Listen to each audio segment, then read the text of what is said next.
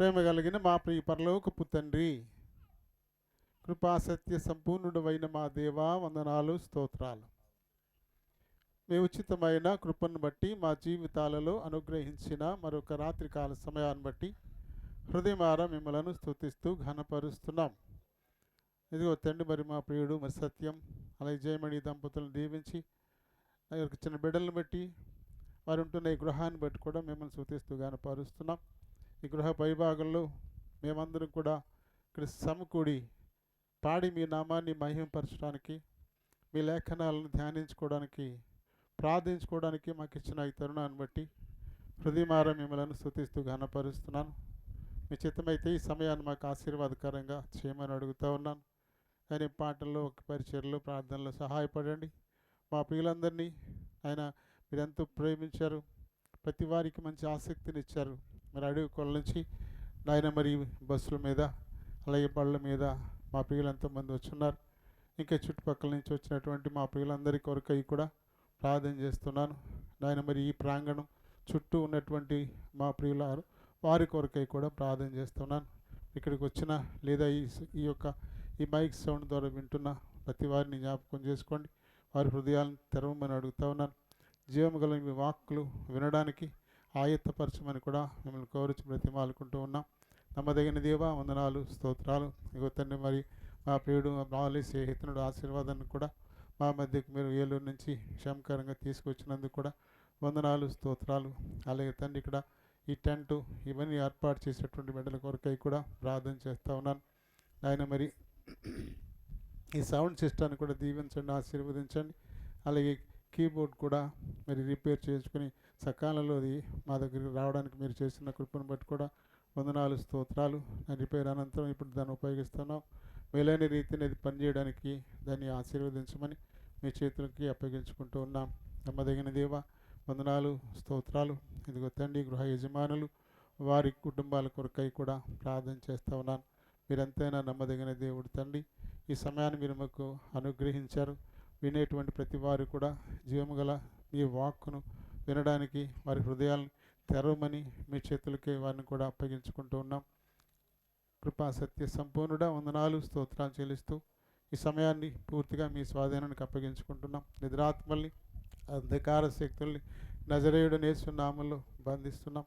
నన్ను మమ్మల్ని ఈ యొక్క ప్రాంగణాన్ని, విద్యుత్, సౌండ్ సిస్టమ్ అన్నీ మీ చేతులకు అప్పగించుకుంటూ మీ నామమును అతిగా హెచ్చిస్తూ నన్ను మమ్మల్ని తగ్గించుకుంటూ మా ప్రభువును మా రక్షకుడునైనా యేసు నామమున అడిగి వేడుకుంటున్నాను మా పరమ తండ్రి, ఆమేన్. నమో దైవ కుమారుని నూతన జీవముతో స్తోత్రించెదము, దైవ కుమారుని నూతన జీవముతో నిరంతరము మారని రాజును ఘనము చేయుదము. నిరంతరము మారని రాజును ఘనము చేయుదము. యేసు మా రక్షకుడు, కల్మషము లేనివాడు, సమస్తమును కలిగిన యేసు ప్రభునకే హల్లెలూయా. సమస్తమును కలిగిన యేసు ప్రభునకే హల్లెలూయా. భయంకరమైన భీతిని కొల్పెడు దిగటావు మీ నుండి, భయంకరమైన కొల్పెడు దిగటావు మీ నుండి. బలమైన హస్తముతో నన్ను ఎత్తి కొండపై స్థిరపరచెను. బలమైన హస్తముతో నన్ను ఎత్తి కొండపై స్థిరపరచెను. యేసు మా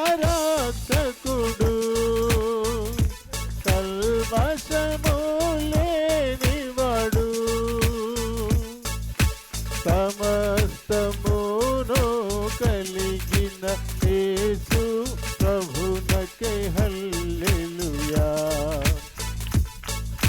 సమస్తమును కలిగిన యేసు ప్రభునకే హల్లెలూయా. తను పాపగనను కాయు ప్రభువును కునుకడు నిద్రించడు. తను పాపగనను కాయు ప్రభువును కునుకడు నిద్రించడు. తన చేతిలో నన్ను ఎక్కిన ప్రభువును సేవించెదను. తన చేతితో నన్ను ఎక్కిన ప్రభువును సేవించెదను. యేసు మా రక్షకుడు, కల్మషము లేనివాడు. సమస్తమును కలిగిన యేసు ప్రభునకే హల్లెలూయా. సమస్తమును కలిగిన యేసు ప్రభునకే హల్లెలూయా. తల్లిదండ్రియు ఎడబాసినను విడువక కాయును. తల్లిదండ్రియు ఎడబాసినను విడువక కాయును. ఎల్లప్పుడూ నేను భజించెదను వల్లభుడేసు ప్రభువు.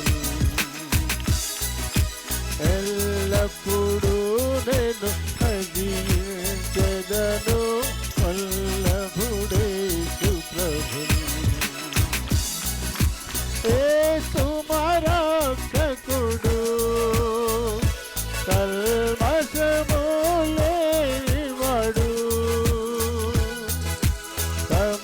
సమస్తమును కలిగిన యేసు ప్రభునకే హల్లెలూయా. సమస్తమును కలిగిన యేసు ప్రభునకే హల్లెలూయా. ఆత్మీయ పోరాటమునకు ప్రభువు ఆత్మశక్తినిచ్చే. ఆత్మీయ పోరాటమునకు ప్రభువు ఆత్మశక్తినిచ్చే. స్తుతియు నీకే, ఘనతయు నీకే, యుగయుగములలోనా. స్తుతియు నీకే, ఘనతయు నీకే, యుగయుగములలోనా. యేసు మా రక్షకుడు, కల్మషము లేనివాడు. యేసు మా రక్షకుడు, కల్మషము లేనివాడు. సమస్తమును కలిగిన యేసు ప్రభునకే హల్లెలూయా. సమస్తమును కలిగిన యేసు ప్రభునకే హల్లెలూయా. సమస్తమును కలిగిన యేసు ప్రభునకే హల్లెలూయా.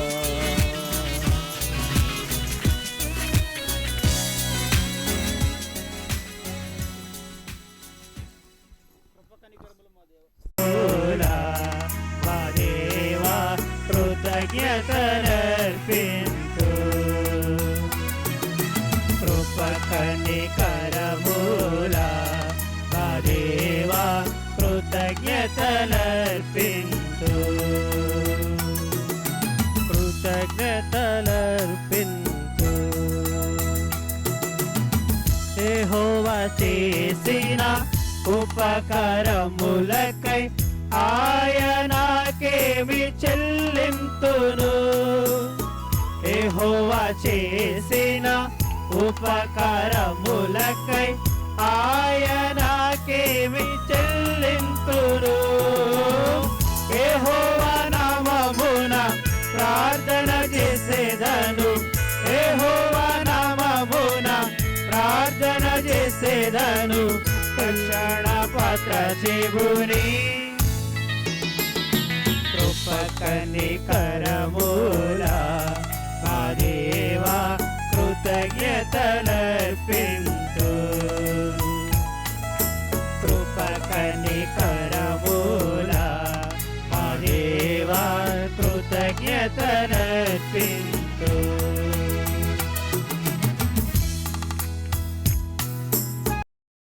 సంతానానికి రాసినటువంటి ప్రేమపూర్వకమైనటువంటి ఉత్తరం.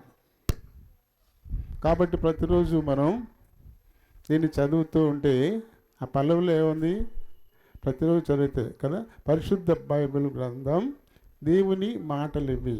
అనుదినము మనం చదివితే అది ప్రేమతో మనల్ని నడిపిస్తుంది. మేలైన మార్గాలలో, క్షేమ మార్గాలలో అది మనల్ని నడిపించేదిగా ఉందని చెప్పేసి ఈ పల్లవి అన్నమాట. దీన్ని బైబిల్ మనం చదువుతున్నాము అంటే జీవము గల దేవుడు మనతో మాట్లాడుతున్నాడు అని అర్థం. అలాగే మనం ప్రార్థన చేస్తున్నామంటే మనం దేవునితో మాట్లాడుతున్నాము అని అర్థం అన్నమాట. కాబట్టి ఈ బైబిల్ పల్లవికి అంత ప్రత్యేకత ఉంది. ఇప్పుడు మరి ఏలూరు నుంచి, ఏలూరులో పరిచయం చేస్తున్నారు దైవజనుడు మరి ఆశీర్వాదం గారు. ఈయన మా సంఘస్థులు అందరికీ అయితే పరిచయస్తుడే, ఇంకా కొత్తగా వచ్చి ఉంటారు కదా వారి కోసం మాట. మేమిద్దరం బాల్యమిత్రులం. ఈ గణపురం హాస్టల్లో 6వ తరగతి నుంచి చదువుకున్నాం. గణపురం హాస్టల్లో చదువుకున్నాం. ఆ 9వ తరగతి అయిన తర్వాత విడిపోయాం. మళ్ళీ పోయిన సంవత్సరం ఈ నెలలో కలిసాం. దాదాపు 49 ఏళ్ళు. ఎక్కడున్నారో ఏమో తెలియదు. మేము ఫోన్లు చేసుకోలేదు, ముఖాలు చూసుకోలేదు, అసలు కలవలేదు. అసలు 49 ఏళ్ళ పాటు అసలు మేము అసలు కలవలేదు, ఎక్కడున్నాం కూడా తెలియదు. అలాంటిది దేవుడు మళ్ళీ పోయిన సంవత్సరం ఇదే డిసెంబర్ నెల 25వ తారీఖున మళ్ళీ మేము కలవడం జరిగింది. చిన్న పిల్లలుగా విడిపోయాం. పెళ్ళిళ్ళు అయ్యి పిల్లలు కానీ వాళ్ళకి పెళ్ళిళ్ళు చేసి మళ్ళీ వాళ్ళకి పిల్లలు పుట్టేసి తాతలు అయిపోయాక మళ్ళీ కలిసాం అన్నమాట. దేవుని కృప ఉంటే, జీవం ఉంటే తిరిగి ఎప్పుడైనా మళ్ళీ కలుపుతారనడానికి మరి మా ఇద్దరి ఈ వృత్తాంతమే మాకు రుజువు. ఈరోజు మరి బోన్పల్లిలో మీటింగ్ ఉందంటే బయలుదేరి వచ్చేసాను సోదరుడు. అంటే మాతో ఉండడం చాలా ఇష్టం. కానీ ప్రభు పని ఎక్కడ దొరికితే అక్కడికి వెళ్ళిపోవడం అన్నమాట. మరి ఈ సమయాన్ని కొద్ది సమయం ఒక హాఫ్ అన్ అవర్, అరగంట సేపు ఆయన పంచుకుంటారు. ఆ తర్వాత మళ్ళీ నేను కొద్ది మాటలు మాట్లాడి తొందరగా ముగించేసుకుందాం. మీ కృప చొప్పున మా జీవితాలలో అనుగ్రహించిన మరొక రాత్రికాల సమయాన్ని బట్టి స్తుతిస్తూ ఉన్నాం. ఇంతవరకు పాడి మీ నామాన్ని మహిమ పరిచయం నాయన. ఇప్పుడు మీ లేఖనాలను ధ్యానించుకోవాలని ఆశపడుతూ ఉన్నాం. ఇదిగో తండ్రి, మా ప్రియుడు, మీ ప్రియ దాసుడు ఆశీర్వాదం గారు నిలబడబోతుండగా ఆయన నోటికి మీరు మాటలు అందించండి. నాకు మాకు అవసరమైనటువంటి ఆత్మీయ ఆహారాన్ని అందించమని కోరుచు బ్రతిమాలుకుంటూ ఉన్నాం. నమ్మదగిన దేవా, వందనాలు, స్తోత్రాలు. ఇదిగో తండ్రి, మరి మీరు జీవము గల దేవుడు, సృష్టికర్త. మీరు ఎవరికి వ్యతిరేకం కాదు, ఒక పక్షాన్ని వహించే దేవుడు కూడా కాదు. ఆయన మరి ప్రయాసపడి భారం వస్తున్న సమస్త జనులారా నా యొద్దకు రండేని మీరు ఆహ్వానించినటువంటి దేవుడు. అలాగే దేవుడు లోకాన్ని ఎంతో ప్రేమించాడు, కాగా తన అద్వితీయ కుమారుని లోక రక్షణ కోసం ఇచ్చేసాడని మీ లేఖనాలు చెబుతూ ఉన్నాయి. ఆయన మరి యేసు ప్రభు ఒక దేశం కోసమో, అయితే ఒక జాతి కోసమో, ఒక మతం కోసమో, ఒక కులం కోసమో వచ్చిన వాడు కాదు. అలాగే మీరు మతాన్ని స్థాపించడానికి కూడా రాలేదు. ఆయన నిత్య రాజ్యానికి చేరుకోవడానికి అవసరమైనటువంటి మార్గాన్ని చూపించడానికి మాత్రమే వచ్చారు. క్రైస్తవ్యం అనేది ఒక మార్గమే పరలోకానికి తప్ప ఇది మతం కాదు నాయన. మేము మతాన్ని ప్రచారం చేయడం లేదు. మరి జీవం గల దేవుని దగ్గరికే ప్రతి ఒక్కరూ రావాల్సి ఉంటుంది కాబట్టి, అక్కడికి వెళ్ళేటువంటి మార్గాన్ని బైబిల్ ఉపదేశిస్తుంది కాబట్టి అందులోని మాటల్ని మేము కూడా తెలియపరుస్తాను. ఇక్కడ చేరిన వారు కానీ ఈ చుట్టుపక్కల ఉన్నటువంటి వారికి కానీ ఎవరికి మేము వ్యతిరేకం కాదునైనా, ఎవరి విశ్వాసాలు వారికి ఉంటాయి. అయితే ఇదిగో తండ్రి, మేము నమ్మిన దానిని మేము ప్రకటిస్తున్నామని మా పితరులు చెప్పిన రీతిని, ఇదిగో మేము నమ్మిన దాన్ని విశ్వసించిన దానిని మేము ప్రకటిస్తూ ఉన్నాం. ఇదిగో తండ్రి, దాసుడు నిలబెడతా ఉన్నాడు, తనను మరుగు చేయమని కోరుతా ఉన్నాను. అలాగే చేర్చబడిన మా ప్రియులందరూ కూడా ఈ కొద్ది సమయం తమ హృదయాలు చెవులని పరలోకపు గవిని వైపు కేంద్రీకరించేలాగున సహాయం చేయమని అడుగుతా ఉన్నాను. ఇదిగో తండ్రి, ఈ సౌండ్ సిస్టాన్ని అలాగే ఈ యొక్క విద్యుత్ ఇవన్నీ మీ చేతులకు అప్పగించుకుంటూ మీ నామమును అతిగా హెచ్చిస్తున్నాను, మమ్మల్ని తగ్గించుకుంటూ ప్రభువును మా రక్షకుడునైనా యేసునామాన్ని అడిగి వేడుకుంటున్నాను మా పరమ తండ్రి. ఆమేన్. వాస్తవానికైతే రెస్ట్ లేదు, నాకు బాగాలేదు. అయినా కానీ దేవుని సేవ అంటే ఎక్కడికైనా సరే, ఎంత బాగోపోయినా సరే, ఎక్కడికైనా సరే, ఎంత దూరమైనా సరే వెళ్ళవలసిందే సేవకుడు. దేవుని ప్రేమను బట్టి నన్ను ఆహ్వానించిన దైవజనుల కుటుంబానికి నేను ఎంతో రుణస్తుణ్ణి. మా స్నేహం ఈ విధంగా ఈ గణపారంలో ఇదే మేము కలిసి పెరిగాం. 6th క్లాస్ నుంచి కొట్టుకున్నాం, తిట్టుకున్నాం, పాకలుండేవి, చలిస్తే పాక పీకి మంటలు వేసుకున్నాం, ఎంతో అల్లరి చేసుకున్నాం. ఆ కాలువలో ములిగి ఈదుకుని మేమెంతో అల్లరి చేసుకున్నాం. చాలా చాలా చాలా మా చిన్న వయసు, చిన్నతనంలో, మా బాల్యంలో మేమెంతో ఎంతో ఆనందంగా పెరిగాము ఇక్కడ. మేము మళ్ళా ఇదే గడ్డ మీద, ఇదే ప్రాంతంలో మేమిద్దరం కలిసి దేవుని సేవలో ఇలా దేవుడు మమ్మల్ని ఈ గడ్డ మీదకి తీసుకొచ్చి మా బ్రతుకులు మార్చి యేసు రక్తం చేత కడిగి పాపిగా జీవించిన నన్ను మళ్ళా ఇక్కడికి తీసుకొచ్చి ఆయనతో కలిసి భూమి మీద ఇదే గడ్డ మీద నన్ను నిలబెట్టాడంటే నాకు నిజంగా నా ఒళ్ళు పులకరిస్తుంది. నాకు ముందైతే ఈ ఆలోచన లేదు, గణపారంలో ఇదే వేదిక మీద నేను నిలబడతానని నాకు ముందు ఆలోచన రాలేదు. కానీ ఇక్కడికి వచ్చిన తర్వాత మాత్రం నాకు అనిపించింది, అయ్యో ఇదే గణపారంలో నేను యేసు ప్రభు మాటలు నేను చెప్పగలనా, చెప్తున్నానా అని ఇక్కడికి వచ్చిన తర్వాత నాకు అనిపించింది. దేవుడు నన్ను ఇక్కడికి తీసుకొచ్చాడా, ఒక పాపినైనా నన్ను మార్చి ఇక్కడికి మరలా నన్ను తీసుకొచ్చాడా. 6th క్లాస్లోనే ఒక వ్యక్తి 6th క్లాస్లో ఉండగానే సిగరెట్ నాకు నేర్పించాడు. భువనపల్లిలో టూరింగ్ టాకీస్ దగ్గరికి తీసుకెళ్ళి 2nd షో సినిమా థియేటర్ ఆడి టైంలో తీసుకెళ్ళేవాడు. కూల్ అనే ఒక సిగరెట్టు, అది చలచల్లగా ఉండేది. అది అరే తాగరా, ఏమో ఉండదురా, చలచల్లగా ఉంటుందిరా అని సిగరెట్ నేర్పించాడు నాకు. అక్కడి నుంచి నా పతనం, సిగరెట్ అనే పతనం స్టార్ట్ అయింది నాది. అటువంటి జీవితం ఈ రోజున యేసు ప్రభు నన్ను కడిగి పరిశుద్ధపరిచి ఇదే ఊర్లో ఇదే వేదిక మీద నన్ను మార్చి నిలబెట్టాడు దేవుడు. దానికి రాజుగారే వేదికని సిద్ధపరిచాడు దేవుడు. ఈరోజు అనుకోకుండానే నాకు ఫోన్ చేశాడు ఆయన, లేకపోతే ఈరోజు నేను ఇక్కడికి వచ్చేవాడిని కాదు. నేను వాస్తవంగా సిక్కు రాలేను కూడా, కానీ ప్రభు నాకు ఇచ్చిన ఆరోగ్యం, దేవుడు నన్ను తీసుకొచ్చి వేదిక ముందు మీ ముందు నిలబెట్టి ఒక పాపిని మార్చి తీసుకొచ్చాడు. దేవునికి స్తోత్రం. నాకు ఇచ్చిన సమయం తక్కువ, కానీ దేవుని మాటలే చెప్పాలి. కానీ దానికంటే బలమైనది సాక్ష్యం. ఆ సాక్ష్యమే గొప్పది. ఎందుకంటే సాక్ష్యం లేకుండా దేవుడు లేడు. దేవుడే సాక్ష్యాన్ని ఇచ్చాడు.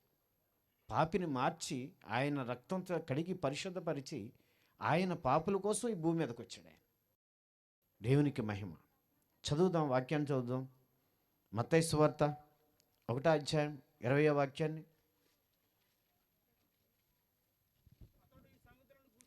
అతడి సంగతులను గూర్చి ఆలోచించుకొనుచుండగా ఇదిగో ప్రభువు దూత స్వప్నమందు అతనికి ప్రత్యక్షమై, దావీదు కుమారుడైన యోసేపు, భయపడకుము. చాలండి, ఒక్క నిమిషం ఆగండి. అతను కొంచెం కలవరపడుతున్నాడు.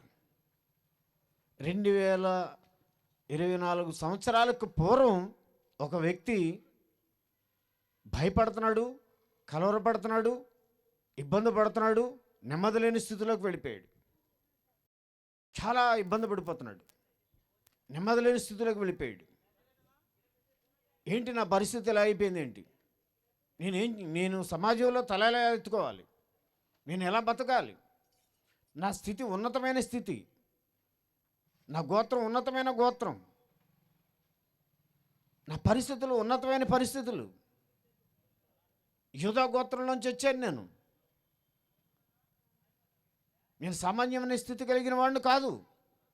దావీదు వంశంలో, దావీదు గోత్రంలో పుట్టినవాడిని నేను. సామాన్యమైన స్థితి కాదు నాది. అటువంటిది నాకేంటి ఇది, నెమ్మది లేని స్థితి వచ్చేసింది నాకు. ఎవరికి ముఖం చూపించుకోలేని పరిస్థితి నాది ఇది అని తనలో తనే మదన పడిపోతూ, ఎవరి దగ్గరికి వెళ్ళలేక, బయటికి రాలేక, చాలా అవమానంతో కృంగిపోతున్నాడు, భయంతో వణికిపోతున్నాడు, చాలా దీనస్థితిలోకి వెళ్ళిపోయాడు.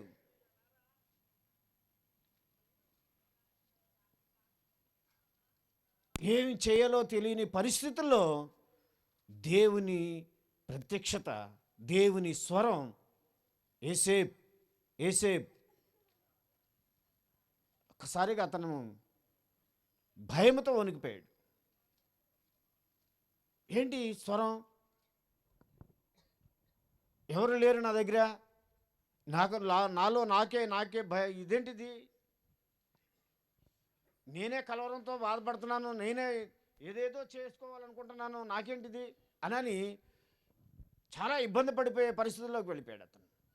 కానీ దేవుని స్వరం వినపడుతుంది, యోసేపు యోసేపు అని స్పష్టంగా తన దగ్గర ఒక స్వరం వినపడుతుంది. అప్పుడు ఆలకించాడు, నిదానించాడు. తన హృదయంలో నెమ్మది వచ్చింది, తన హృదయంలో ప్రశాంతత వచ్చింది. ఇప్పుడు చదవండి. ఆమె గర్భము ధరించినది. ఆమె అన్న మాట విన్న తర్వాత ఇప్పుడు తన హృదయంలో ఏమొచ్చిందంటే నెమ్మది వచ్చింది. ఆమె గర్భము ధరించినది పరిశుద్ధాత్మ వలన.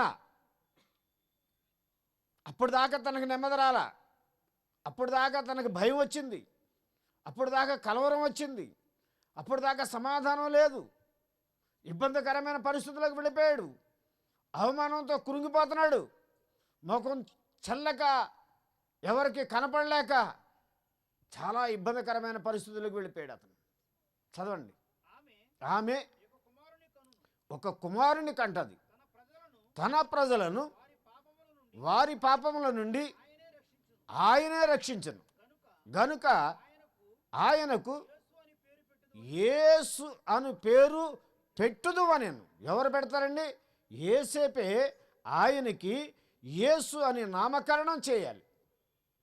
ఎవరిది బాధ్యత? ఆయనదే. ఎవరికి అప్పగిచ్చారండి బాధ్యత? ఆయనదే.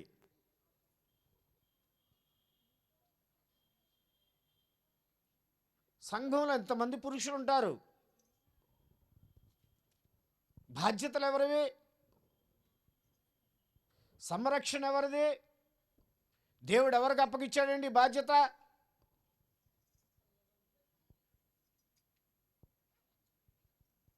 యోసేపుతో మాట్లాడుతున్నాడు. యోసేపు, ఆయనకి యేసు అని నామకరణం చేయాలి.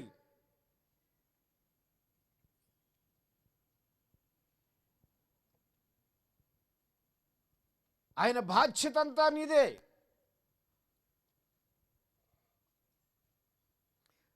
మరియతో మాట్లాడింది ఒకసారి దేవుడు, దయాపాత్రాలా నువ్వు ధన్యురాలివి, పరిశుద్ధాత్మ వలన నువ్వు గర్భం ధరిస్తావు, లోకమంతా నిన్ను ధన్యురాలు అంటారు.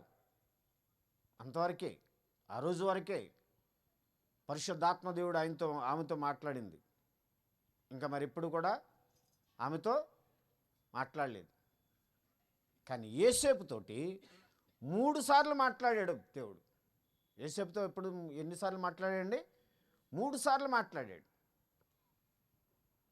చూడండి మత్తయి సువార్త 2:13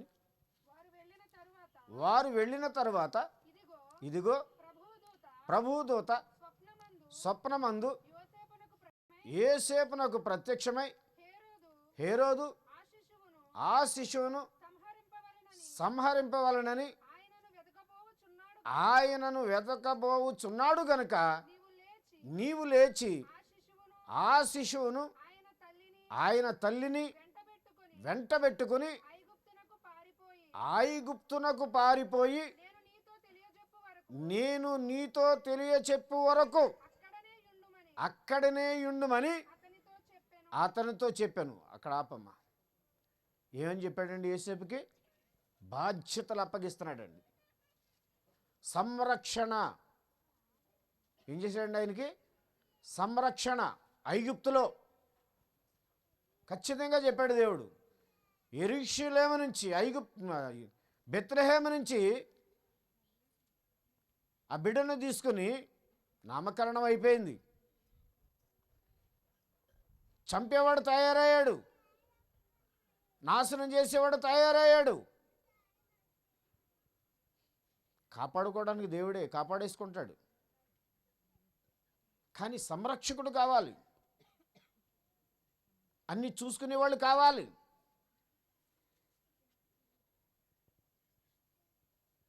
బాధ్యతలు భరించేవాళ్ళు కావాలి, భరించేవాళ్ళు ఉండాలి.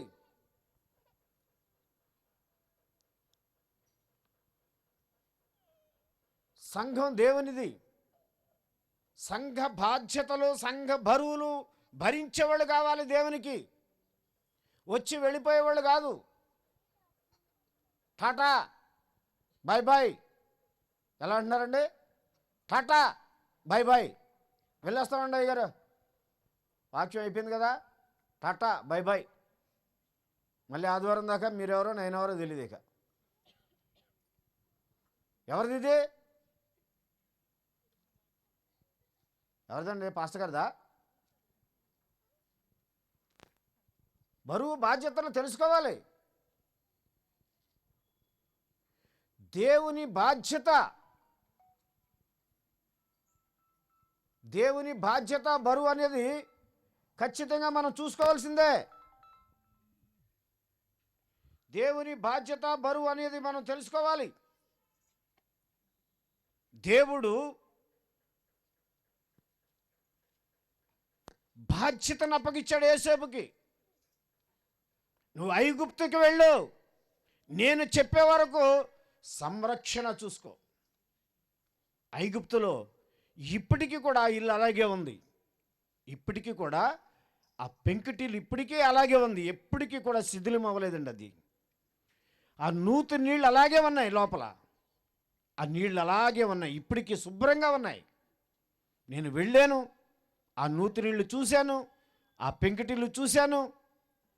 యేసు ప్రభు 2 సంవత్సరాలు ఆ ఇంట్లోనే ఎదిగాడు, ఆ ఇంట్లోనే ఆడుకున్నాడు, ఆ నీళ్లే తాగాడు. ఇప్పటికీ ఆ ఇల్లు అలాగే ఉంది, శిథిలం అవ్వలేదు. ఆ బావి అలాగే ఉంది, ఆ బావి నీళ్లు అలాగే తాగాడు.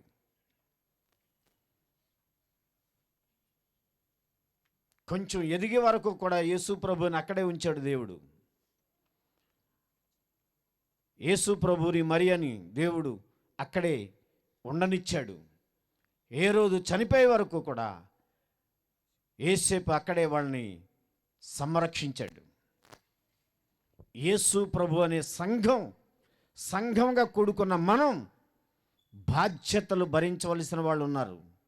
పురుషులు యేసేపుగా నేను ఒక బాధ్యతను భరించాలి అనని, నేను ఒక యేసేపుగా ఉండాలి, నేను ఒక యేసేపుగా సంఘ బాధ్యతలు చూసుకోవాలి. ఏంటయ్య గారు ఏం చేయమంటారు నన్ను ఈ రోజున? ఏం అవసరం ఉంది సంఘానికి? సంఘ బాధ్యతలు ఏంటి? ఎలాంటి బాధ్యతలు ఉన్నాయి? ఎలాంటి పనులు ఉన్నాయి? వాక్యం వినటం వెళ్ళిపోవటమే కాదు, కానీ పాస్టర్ గారి దగ్గర కూర్చోవాలి, పాస్టర్ గారు చెప్పే విషయాలు నేర్చుకోవాలి. వాటి క్రమం ఎలా ఉంది? పాస్టర్ గారే మనకి అన్ని విషయాలు కూడా, ఈ విషయం ఎలా ఉంది, ఈ విషయం ఎలా ఉంది, మందిరం ఎలా ఉంది, ఈ విధం ఇలాగా నడుచుకోవాలి అనే విషయాలు దగ్గరుండి మీరు కూర్చుంటే ఆ విషయాలన్నీ కూడా చెప్తారు. కానీ టాటా బై బై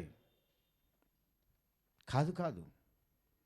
నలుగురు కలిసి దగ్గర కూర్చుని కాసేపు మాట్లాడుకుని యోగక్షేమాలు తెలుసుకుని అన్ని విషయాలు అయిన తర్వాత తీరుబడిగా అప్పుడు ఇంటికి వెళ్ళాలి. ఇది దేవుని మందిరంలో ఉండవలసిన క్రమం. దైవజనుడితో సహవాసం, దగ్గర బంధం, దేవునితో ఉండవలసిన దగ్గర బంధం. ఏం కాదు, దేవునికి మనకి ఉండవలసిన దగ్గర బంధం. యేసేపు దేవుని సంరక్షించిన బంధం. ఎక్కడ యేసేపు నేను వచ్చేసాను ఎక్కడ చెప్పుకోలా. యేసు ప్రభుకి నేను వచ్చేసాను ఎక్కడ బైబిల్ ఎక్కడ రాసి పెట్టలా.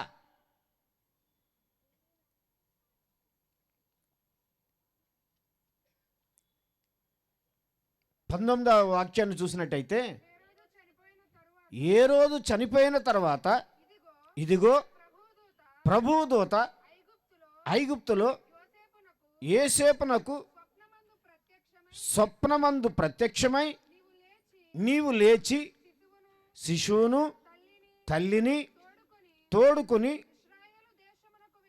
ఇశ్రాయేలు దేశమునకు వెళ్ళుము. నజరేతు, ఇజ్రాయేల్ దేశం అంటే యేసేపు నివసించిన నజరేత్ అనే ఊరికి వెళ్ళడానికి సిద్ధపడ్డాడు.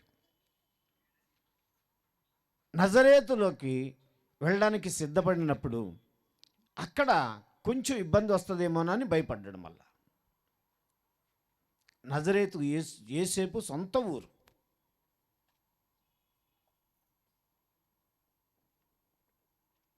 అతను వడ్రింగ్ పని చేసేవాడు.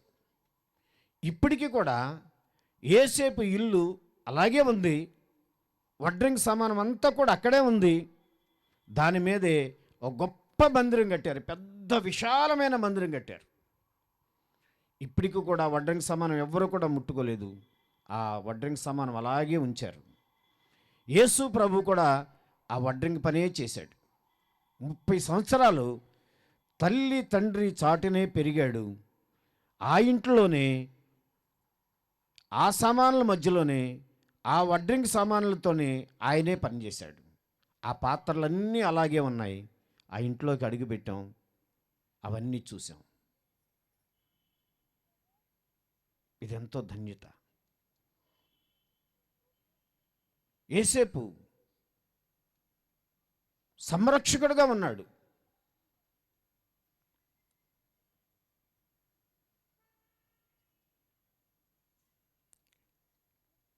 కానీ ఎక్కడ కూడా ఆయన పేరు అంతవరకే ఉంది తప్ప వేరే ఏమీ లేదు. నేను ఒక పరిచారకుణ్ణి, సంఘానికి నేను ఒక పరిచారకుణ్ణి.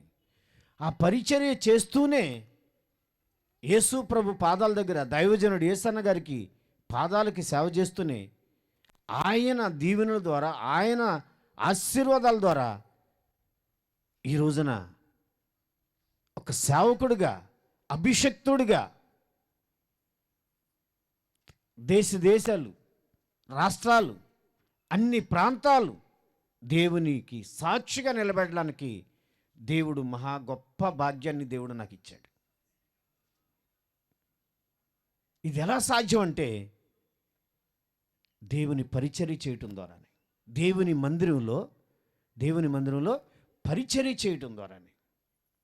ఏలూరులో మోతేవారి సత్రంలో 50 రూపాయలు అద్దెకి తీసుకుని హోసన్న ప్రార్థన మందిరాన్ని ప్రారంభించాం. మోతేవారి సత్రంలో ఏలూరులో 50 రూపాయలు అద్దెకు తీసుకుని ప్రార్థనా మందిరాన్ని ప్రారంభించాం. 2 సంవత్సరాలు మేము అందుట్లోనే ప్రార్థన జరిగించాం.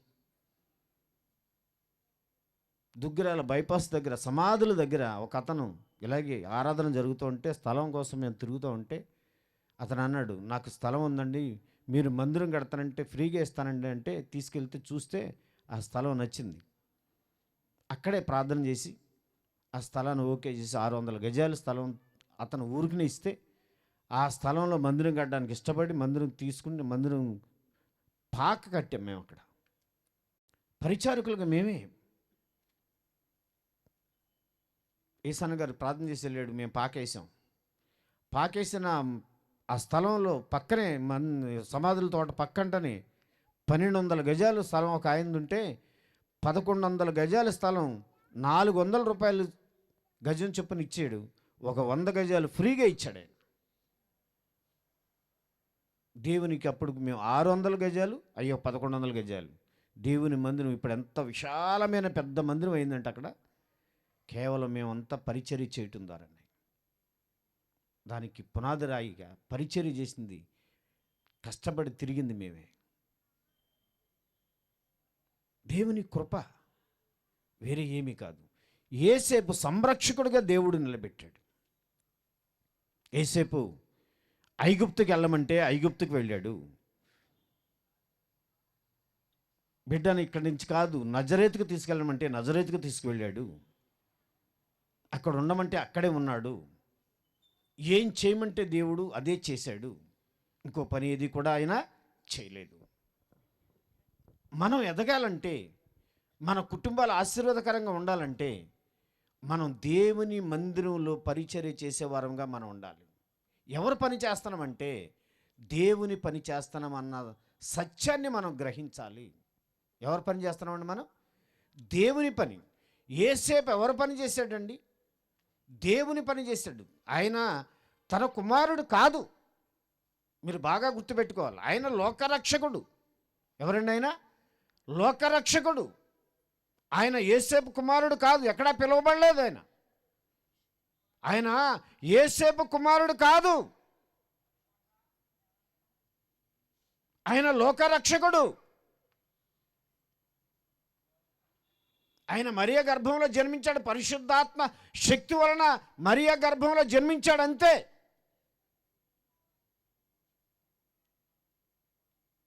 పరిశుద్ధాత్మ శక్తి వలన మాత్రమే ఆయన మరియ గర్భంలో, కన్య అయిన మరియ గర్భంలో మాత్రమే జన్మించాడు ఆయన.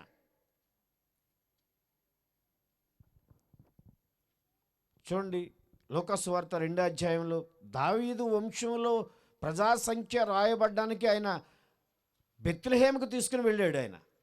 ఆయన అసలు ఈ యేసేపు అనే అతను యోధా గోత్రం గోత్రికుడైన. చూడండి, యేసేపు దావీదు వంశములోను గోత్రములోను పుట్టినవాడు గనుక తనకు భార్యగా ప్రదానము చేయబడి గర్భవతి అయి ఉండిన మరియతో కూడా ఆ సంఖ్యలో వ్రాయబడుటకు గలిలయలోని నజరేతు నుండి యూదయలోని బెత్లెహేమనబడిన దావీదు ఊరికి వెళ్ళాను. ఇదండి యేసేపు చరిత్ర. ఈయన యోధా గోత్రానికి సంబంధించిన వ్యక్తి యేసేపు. యేసుక్రీస్తు యోధా వంశంలోనే జన్మించాలి. మరియని యేసేపుకి ప్రదానం చేయబడింది కనుక ఈ మరియని తీసుకుని ప్రజా సంఖ్యలో వ్రాయబడ్డానికి బెత్లెహేముకు వచ్చాడు. అప్పటికి మరియకి నెలల నిండి అక్కడ ప్రసవం జరిగింది. యేసు ప్రభు బెత్లెహేములోనే జన్మించాడు. అక్కడ లేఖనాల ప్రకారం బెత్లెహేములో యేసు ప్రభు జన్మించవలసి ఉంది. అక్కడే బెత్లెహేములోనే జన్మించాడు. అక్కడ మనకైతే పశువులు పాకంటే మనం ఏం పాకేస్తాం, గడలతోటేమో తొట్టులు అల్లుతాం, ఇవన్నీ ఉంటాయి. అక్కడేమో రాతి తొట్టులు ఉంటాయండి. అక్కడ అక్కడ మనకలాగే గడలతో తొట్లు గిట్లు అల్లి ఏమి ఉండవండి. అక్కడ యేసు ప్రభువుకైతే తొట్టు ఏమి లేదు కానండి, ఒక రాతి నక్షత్రాన్ని లాంటిది ఒకటి ఉంది. ఆ నక్షత్రం దగ్గరే పుట్టాడని ఒక నక్షత్రాన్ని మాత్రమే పెట్టారు అక్కడ. రాతి దగ్గర పెట్టారు. పైన గ్లోబ్ లాంటిది ఉంది. అక్కడ మాత్రమే ఇక్కడే యేసు ప్రభు పుట్టాడని ఆనవాలుగా మాత్రం అది చూపిస్తున్నారు అంతవరకే. ఒక ఉయ్యాల లాంటి తొట్టు కానీ, ఆ పశువులు పాక కానీ అటువంటి ఏమీ లేవు. నేను వెళ్ళాను, చూశాను. అదొక పెద్ద కూడా ఒక రకమైన గుహ, చిన్న గుహ. అది యేసు ప్రభు పండుకోబెట్టిన ఒక చిన్న గుహ. ఆ గుహని యేసు ప్రభు జన్మించిన స్థానంగా ఇప్పటికీ ఆ స్థానం అలాగే ఉంది. అలాగే ఉంచారు ఆ గుహని. అలాగే అక్కడ జన్మించాడు యేసు ప్రభు, బెత్లెహేములో. అది నిజం, అది సత్యం. అక్కడే జన్మించాడు యేసు ప్రభు. దానికి సంరక్షకుడిగా యేసేపు ఆ బాధ్యతలు నెరవేర్చాడు. సంఘం యేసు ప్రభువుది. ఎవరండి? సంఘం యేసు ప్రభువుది. దానికి సంరక్షకులుగా యేసేపు, ఒక్కొక్కరు యేసేపుగా ప్రవర్తించాలి. సంఘ బాధ్యతలు ఎవరండి? సంఘ బాధ్యతలు ఒక్కొక్కరు నెరవేర్చేవారై ఉండాలి. యేసేపు ఏ విధంగా అయితే బాధ్యతలు నెరవేర్చాడో మనం కూడా, నేను యేసేపుగా సంఘ బాధ్యతలు నెరవేరుస్తాను, నేను కూడా దేవుని బాధ్యతలు నెరవేర్చే ఆ కృపలో నేను కూడా ఎదుగుతాను. నేను అలా నెరవేర్చాను. ఆ దీవెనలు నేను, నా కుటుంబం అనుభవించాం. పరిచర్య చేస్తేనే దేవుడు ఆ దీవెన కుటుంబం మీదకి తీసుకొస్తాడు. దాన్ని నేను అనుభవించాను. ఆశీర్వాదాలు అనుభవిస్తాం, ఆ కుటుంబాల బాధ్యతలు అనుభవిస్తాం. చూడండి, కొన్నేళ్ళ విషయంలో మనం ఒక మాట చదువుదాం. టైం అయిపోయి వచ్చింది, ముగిచ్చేస్తాను నేను కూడా. టైం అయిపోయి చాలా చెప్పాలి ఈ విషయంలో. యేసేపు గురించి ఇంకా నేను చాలా చెప్పాలి. టైం అయిపోయి వచ్చింది. కొన్నేళ్ళ విషయంలో ఒక మాట చెప్పి నేను ముగిచ్చేస్తాను. అపోస్తలుల కార్యాల గ్రంథం 10వ అధ్యాయం 3వ వాక్యాన్ని ఒకసారి చదువుదాం. దూత ఒక మాట మాట్లాడుతుంది. పగలు ఇంచుమించు 3 గంటల వేళ దేవుని దూత అతని యొద్దకు వచ్చి కొర్నేలి పిలుచుట దర్శనమందు తేటగా అతనికి కనబడింది. ఇక్కడ కూడా దూత, అక్కడ యేసేపుతో మాట్లాడిన దూత మళ్ళీ ఇక్కడ కొర్నేలితో కూడా మాట్లాడుతుంది. ఏమైనా మాట్లాడుతుందంటే, కొర్నేలి, నీ భక్తి నాకు నచ్చింది. పరలోకమందు నీ భక్తి తేటగా కనబడుతుంది. నీ ధర్మకార్యాలు తేటగా కనబడుతున్నాయి. అదే చాలదు, భక్తే చాలదు, ధర్మకార్యాలే చాలవు. బాగా వినండి, భక్తే చాలదు, ధర్మకార్యాలే చాలవు. మందిరానికి వస్తేనే చాలదు, కానుకలు ఇస్తేనే చాలవు. ఇంకా చేయవలసిన కార్యం ఇంకోటి ఉంది. దైవజనుడు చెప్పింది విని దాని ప్రకారం నడుచుకోవాలి. ఏం చేయాలి నువ్వు? దేవుని దూత ఖచ్చితంగా పరలోకా నుంచి దిగి వచ్చాడు. పరలోకా నుంచి వచ్చిన పిలుపు ప్రకారం కొర్నేలితో చెప్తున్నాడు. చాలా భక్తి కలిగిన వాడు కొర్నేలి. అక్కడ ఆకాశం నుంచి, పరలోకా నుంచి దిగి వచ్చిన దూత యేసేపుతో మాట్లాడితే యేసేపు అదే చేశాడు. ఇక్కడ పరలోకా నుంచి దిగి వచ్చిన దూత కొర్నేలితో మాట్లాడుతున్నాడు. కొర్నేలి, నీ భక్తి నాకు నచ్చింది, పరలోకానికి చేరింది. నీ ధర్మకార్యాలు నాకు నచ్చినాయి, పరలోకానికి చేరింది. అదే చాలదయ్యా. చదువమ్మప్పుడు. అందుకు దూత నీ ప్రార్థనలను నీ ధర్మకార్యములను దేవుని సన్నిధికి జ్ఞాపకార్థంగా చేరిని. నీ ప్రార్థన చేరుతుంది, నీ భక్తి చేరుతుంది, నీ ధర్మకార్యాలు చేరుతున్నాయి. కానీ దైవజనుడు చెప్పిన పని చెయ్యాలి. మీరు వింటున్నారా? వచ్చి వెళ్ళిపోవడం కాదు, దైవజనుడిని కలవాలి, దైవజనుడితో సంప్రదింపులు జరగాలి. దైవజనుడు ఏమి చెప్తా అది చెయ్యాలి మీరు. అది యజమానుడు చెప్పే మాట. ఎవరు మీకు యజమాని? దైవజనుడు. దేవుడితో సంప్రదింపులు కలిసి ఉండాలి. తండ్రితో కుమారుడు ఐక్యపడాలి. అది సహవాసం. సహవాసం లేకపోతే, ఐక్యత లేకపోతే ఆ భక్తి వ్యర్థం, ఆ ధర్మ కార్యాలు వ్యర్థం. అవి చేరిని పరలోకానికి చేరిని. కానీ అది సరిపోదయ్యా, ఇంకా పరిపూర్ణత రావాలి. భక్తిలో పరిపూర్ణత కావాలి. ఒక మెట్టు ఎక్కాలి. ఆత్మీయతలో ఇంకొక మెట్టు ఎక్కాలి మీరు. చాలా సంఘం, చాలా అభివృద్ధి, చాలా బాగుంది, చాలా సంతోషం. మీ మధ్యలో నేను ఉండడం నాకు చాలా సంతోషం. చాలా ఆనందం మీతో కలిసి ఉండడం నాకు చాలా సంతోషం. ఇంత మంచి సంఘం. కానీ ఇదే చాలదు, ఇంకొక మెట్టు ఎక్కాలి.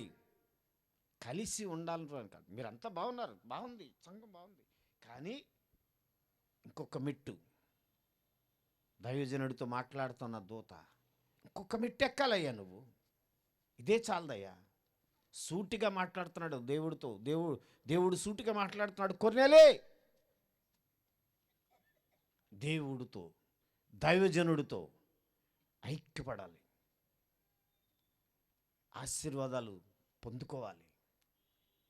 చాలా భక్తి కలిగిన వాడు. మీ భక్తి మంచిదే, క్రమంగా ఉంటున్నారు.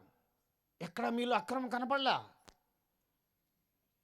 వాటిని పరిపూర్ణతలోకి తీసుకురావాలి. ఆశీర్వాదాలు జారిపోకూడదు. దేవునికి మరింత దగ్గరికి రావాలి, మరింత పరిపూర్ణతలోకి రావాలి. దీవెనలు, ఆశీర్వాదాలు ఫలభరితంగా మారాలి. ఒలీవ మొక్క వలె దేవునికి ఇంపైన వారుగా మారాలి. దేవుని సంపూర్ణతలో మీరు ఎదిగేవారుగా ఉండాలి. ఆశీర్వాదాలు మీ బిడ్డలు, మీరు అనుభవించే గొప్ప దీవెనకి వారసులుగా ఉండాలి.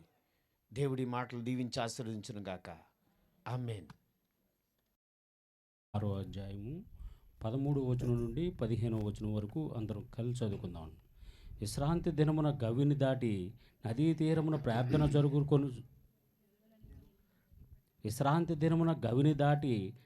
తీరమున ప్రార్థన జరుగుననుకొని అక్కడికి వచ్చి కూర్చుండి కూడి వచ్చిన స్త్రీలతో మాట్లాడుచుంటిమి. అప్పుడు లూదియా అను దైవభక్తుల ఒక స్త్రీ వినుచుండెను. ఆమె ఉదారంగు పొడిని అమ్ము తుయతైరా పట్టణస్థురాలు. ప్రభు ఆమె హృదయము తెరచును గనుక పౌలు చెప్పిన మాటలయందు లక్ష్యముంచెను. ఆమెయు ఆమె ఇంటివారును బాప్టిజం పొందినప్పుడు ఆమె, నేను ప్రభువునందు విశ్వాసము గలదానిని మీరు ఎంచితే నా ఇంటికి వచ్చియుండుడని వేడుకొని మమ్మను బలవంతము చేసెను. దేవుడి పరిశుద్ధ వాక్యం దీవించును గాక. ఆమేన్. చిన్న ప్రార్థన చెప్పుకుందాం. కనికర సంపన్నుడా, ఆది సంభూతుడా, అల్ఫయు ఒమేగయునైన మా దేవ, వందనాలు, స్తోత్రాలు. మీ కృప చొప్పున ఇంతవరకు నీ దాసు నిలబెట్టుకొని తన ద్వారా మాకు తెలియపరిచిన విషయాలు బట్టి స్తుతిస్తా ఉన్నాను. తను ఇంకా బలపరచండి, క్షేమం ఆరోగ్యం అనుగ్రహించండి. అలాగే చదవబడిన లేఖనాన్ని బట్టి వందనాలు. దేవుని బలహీన ప్రభా, నేను మాట్లాడడానికి నిలబడబోతున్నాను. నన్ను ఖాళీ చేయండి. మీ చిత్తానుసారమైన మాటల నోటి నుంచి మీరే మాట్లాడుకుని మహిమ పొందమని అడుగుతున్నాను. చేర్చబడిన మా ప్రియులందరూ నేను ఈ కొద్ది సమయం తమ హృదయాలు చెవుల్ని పరలోకపు గవిని వైపు కేంద్రీకరించేలాగా సహాయం చేయమని, నిద్రాత్మల్ని, అంధకార శక్తులు నజరేయుడనేసి నామంలో బంధిస్తున్నాం. నన్ను, మమ్మల్ని, ఈ సౌండ్ సిస్టమ్, విద్యుత్తుని మీ చేతులకు అప్పగించుకుంటూ ప్రభుని సునామని అడిగి వేడుకుంటున్నాను మా పరమ తండ్రి. ఆమేన్. మళ్ళీ మన బుధవారం కూడా కొర్నేలి గురించే మనం ధ్యానించాం. అదే విషయాన్ని మళ్ళీ ఎత్తుకున్నాడు. ఏం మాట్లాడుకోలేదు అసలు. మేము ఈరోజు పొద్దున మాట్లాడుకున్నాం, అంతవరకు ఏం తెలియదు. అవి దేవుని తలంపులు అలా ఉంటాయి. అయితే వినేవాళ్ళకి ఎలా ఉంటుంది, ఇంకొకలా ఉంటుంది ఇప్పుడు కదా. అస్సలు మేము సహకరించట్లేదు ఏంటి, ఈయన ఆయనకి ఎక్కేసినట్టున్నాడు, అందుకే నేను ప్రసంగంలో ఇలా చెప్తున్నాడు అనుకుంటారు. అస్సలు మాకు సహకరించారా ఇది ఇలాంటివి ఏమీ ఉండవు అసలు మాకు. అసలు ఎవరికి చెప్పేది ఉండదు. మీరు ఇది చేయండి అని చెప్పేది ఉండదు. అది ఏ పని ఉంటే ఆ పనులు జాయిన్ అయిపోతారు అంతే. వాళ్ళే చేసేసుకుంటారు మొత్తం అన్నీ. అటువంటి సహోదరులు ఇచ్చాడు దేవుడు మాకు. ఈ పని చేయాలి కూర్చుని మీటింగ్ పెట్టుకుని ఇది అది అది ఏం చెప్పేది ఏముండదు. ఎక్కడ ఏ పని ఉంటే వాళ్ళు ఎదురుకుండా ఆ పని ఉంటే జాయిన్ అయిపోతారు అంతే. ఆ పని వాళ్ళే చేసేసుకుని వెళ్ళిపోతారు. అసలు ఏమి ఉండదు పని నాకు. అంత చక్కగా చేసుకెళ్ళిపోతారు. అసలు సహకరించండి అని చెప్పాల్సిన అవసరతే లేదండి అసలు. సరే అండి, మనం లూదియా అనేటువంటి ఒక సహోదరి గురించి ఇప్పుడు మనం చదువుకున్నాం కదా. ఇప్పుడు ఎక్కడైతే చదువుకున్నామో అక్కడ తప్ప మరి ఇంకెక్కడ ఆవిడ గురించి ఉండదు. ఈమె ఆసియాకు చెందినటువంటి ఆమె. ఆసియాలో తుయతైరా అనేటువంటి పట్టణానికి చెందినటువంటి ఆమె. అక్కడ ఆసియా అంటే యెరూషలేము ఆసియాలోనే ఉంది. యూదుల ద్వారా విశ్వాసుల ద్వారా ఆమె ప్రభుని గురించి విని విశ్వసించింది. కానీ ఆ తదుపరి తన వ్యాపారం ఏంటంటే ఉదారంగు పొడిని అమ్ముకుంటూ తిరుగుతుంది అన్నమాట. తనేమో యూరోప్కి వచ్చింది. యూరోప్లో ఉన్న ఫిలిప్పీకి వచ్చింది. ఫిలిప్పీలో వ్యాపారం చేసుకుంటుంది. తనైతే ఆసియాకు చెందినటువంటి ఆమె యూరోప్లో ఫిలిప్పీకి వచ్చింది. పౌలు గారు ఆసియాలోనే తిరుగుతూ ఉన్నాడు, యూరోప్కి రాలేదు ఎప్పటికీ. ఆసియాలో ఆయన సువార్త ప్రకటించడానికి వెళ్తే దేవుడు ఆయన్ని ఇక్కడ వద్దు, నువ్వు ఇక్కడ చెప్పొద్దు అని చెప్పాడంట. 16వ అధ్యాయం అపోస్తుల కార్యాలు 16వ అధ్యాయంలో 6వ వచనాన్ని చూస్తే, ఆసియాలో వాక్యము చెప్పకూడదని పరిశుద్ధాత్మ వారిని ఆటంకపరిచినందున వారు పృగియా గలతీయ ప్రదేశముల ద్వారా వెళ్ళిరి. మూసియా దగ్గరకు వచ్చి బితూనియకు వెళ్ళుటకు ప్రయత్నం చేసిరు, కానీ అక్కడ కూడా వెళ్ళొద్దు అని చెప్పి యేసు ఆత్మ వారిని అడ్డగించినట్లుగా మళ్ళీ అక్కడ రాయబడింది. అంటే వీళ్ళు ఆసియా నుంచి యూరోప్కి వచ్చేసేయాలి. ఎందుకు యూరోప్కి రావాలా? దేవుని ఆలోచనలు ఎలా ఉంటాయో దీన్ని మనం చూసుకోవచ్చు. ఇక్కడ 9వ వచనంలో నువ్వు ఎక్కడ వాక్యం చెప్పాలి? ఆసియాలో వాక్యం చెప్పొద్దు అంటున్నావు, ఇటు చూస్తేనేమో త్రోయ కూడా వెళ్ళొద్దు అంటున్నావు, మరి ఎక్కడ చెప్పాలి అంటే అలా దేవుని సన్నిధిని కనపడుతుంటే ఆయనకు దర్శనం ఇచ్చాడు దేవుడు. ఒక యవనస్తుడు ఆ దర్శనంలో నిలబడి నువ్వు మాసిదోనియాకు వచ్చి మాకు సహాయం చెయ్యి అని అర్థిస్తున్నట్టుగా అతను నిలబడి ఉన్నాడంట. అది చూశాడు ఈయన. అప్పుడు మాసిదోనియాకు వచ్చాడు. మాసిదోనియా ఎక్కడ ఉందంటే యూరోప్లో ఉంది. ఆసియా నుంచి దైవజనుడు ఒక అపొస్తలుడు యూరోప్కు మొట్టమొదటిగా వచ్చింది ఎవరు అంటే పౌలే. ఎవరు నడిపించారు? దేవుడే నడిపించాడు. ఎందుకు నడిపించాడు అంటే ఈ ఫిలిప్పీలో ఈ లూదియా ఉంది. తుయతైరా నుంచి ఇక్కడికి వచ్చేసి ఉంది. తను ప్రభునందు విశ్వాసం ఉంచింది. యూదులు చెప్పడం ద్వారా, విశ్వాసులు చెప్పడం ద్వారా అవి వింది, కానీ అవి ఇంకా రక్షణలోనికి నడిపింపబడలేదు. ఆసక్తితో ఉంది. కాబట్టి ఎక్కడ ప్రభు పని జరగాలో ఆయనకు తెలుసు. ఎవరు ఆయన కోసం ఆశతో ఎదురు చూస్తున్నారో తెలుసు. కాబట్టి నువ్వు ఆసియాలు చెప్పొద్దు, త్రోయాలు ఆగొద్దు, నువ్వు ఇక్కడ ఫిలిప్పీలు అక్కడ నీ కోసం నేను ఏర్పాటు చేశాను అన్నట్టుగా ఇక్కడికి పంపిస్తారు. ఫిలిప్పియా వచ్చాడు పౌలు, శీల. వీరితో పాటు అపోస్తలుల కార్యాలు రాసినటువంటి లూకా కూడా వీరితోనే ఉన్నాడు. అది ఎలా అంటే కొన్ని సందర్భాలను మనం చూడొచ్చు. చూడండి, మేము అని 10వ వచనంలో చూడండి. 10వ వచనాన్ని కలిగినప్పుడు వారి స్వార్థ ప్రకటించుటకు దేవుడు మమ్మును పిలిచి ఉన్నాడని మేము నిశ్చయించుకొని, మేము అన్నాడు. 12వ వచనంలో కూడా మళ్ళీ మేము అంటాడు. 12వ వచనంలో కూడా అంటే రాసిన ఆయన కూడా పౌలుతో శీలతో కూడా ఉన్నాడనమాట. మేము వీళ్ళందరూ కలిసి మొత్తం మీద యూరోప్లో ఈ ఫిలిప్పీలో దేవుని వాక్యం చెప్పాల్సి ఉంది. అందుకని ప్రభు మమ్మల్ని ఆసియాలో ఆటంకపరిచాడు, త్రోయ కూడా వెళ్ళకుండా అక్కడ కూడా ఆటంకపరిచాడు, ఇక్కడికి తీసుకొచ్చాడని చెప్పేసి వాళ్ళు విశ్వసించారు. ఒకరోజు గవిని దాటి ఉదయాన్నే నదీ తీరంలో ప్రార్థనా కూటమి జరుగుతుంది అన్నటువంటి ఆలోచనతో వీరు అక్కడికి వెళ్ళేసరికి అక్కడ ఏం ప్రార్థన ఇంకా ఏం ప్రారంభం కాలేదు, కానీ కొంతమంది స్త్రీలు అక్కడ చేరున్నారట. ఆ స్త్రీలతో వీరు మాట్లాడడం మొదలుపెట్టారు. అప్పుడు ఈమె కూడా వచ్చింది అక్కడికి. ఎవరు? లూదియా. వాళ్ళు చెప్తా ఉన్నారు, వారితో పాటు ఈమె కూడా వింటూ ఉంది. వింటూ వింటూ ఉండగా ప్రభు ఆమె హృదయాన్ని పూర్తిగా తెరిచాడు. తెరిచిన తర్వాత వారి పిలుపుని అందుకొని వెంటనే తన ఇంటి వారు అందరూ కూడా బాప్తీసం పొందారు.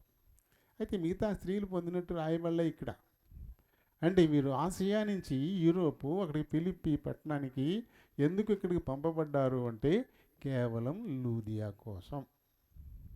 ఇప్పుడు లూదియా తన కుటుంబం అంతా కూడా రక్షింపబడింది, బాప్తీసం తీసుకున్నారండి. తర్వాత ఏం చేసింది అంటే ఒక ఆహ్వానం ఇచ్చింది. వాళ్ళకి అక్కడ ఎవరు లేరు. నేను ప్రభునందు విశ్వాసం ఉంచానని మీరు నమ్మితే నా ఇంటికి వచ్చేయండి, మీకు నేను ఆశ్రయం ఇస్తాను. తన వ్యాపారం ఏంటి? పొడులు అమ్ముకునే వ్యాపారం.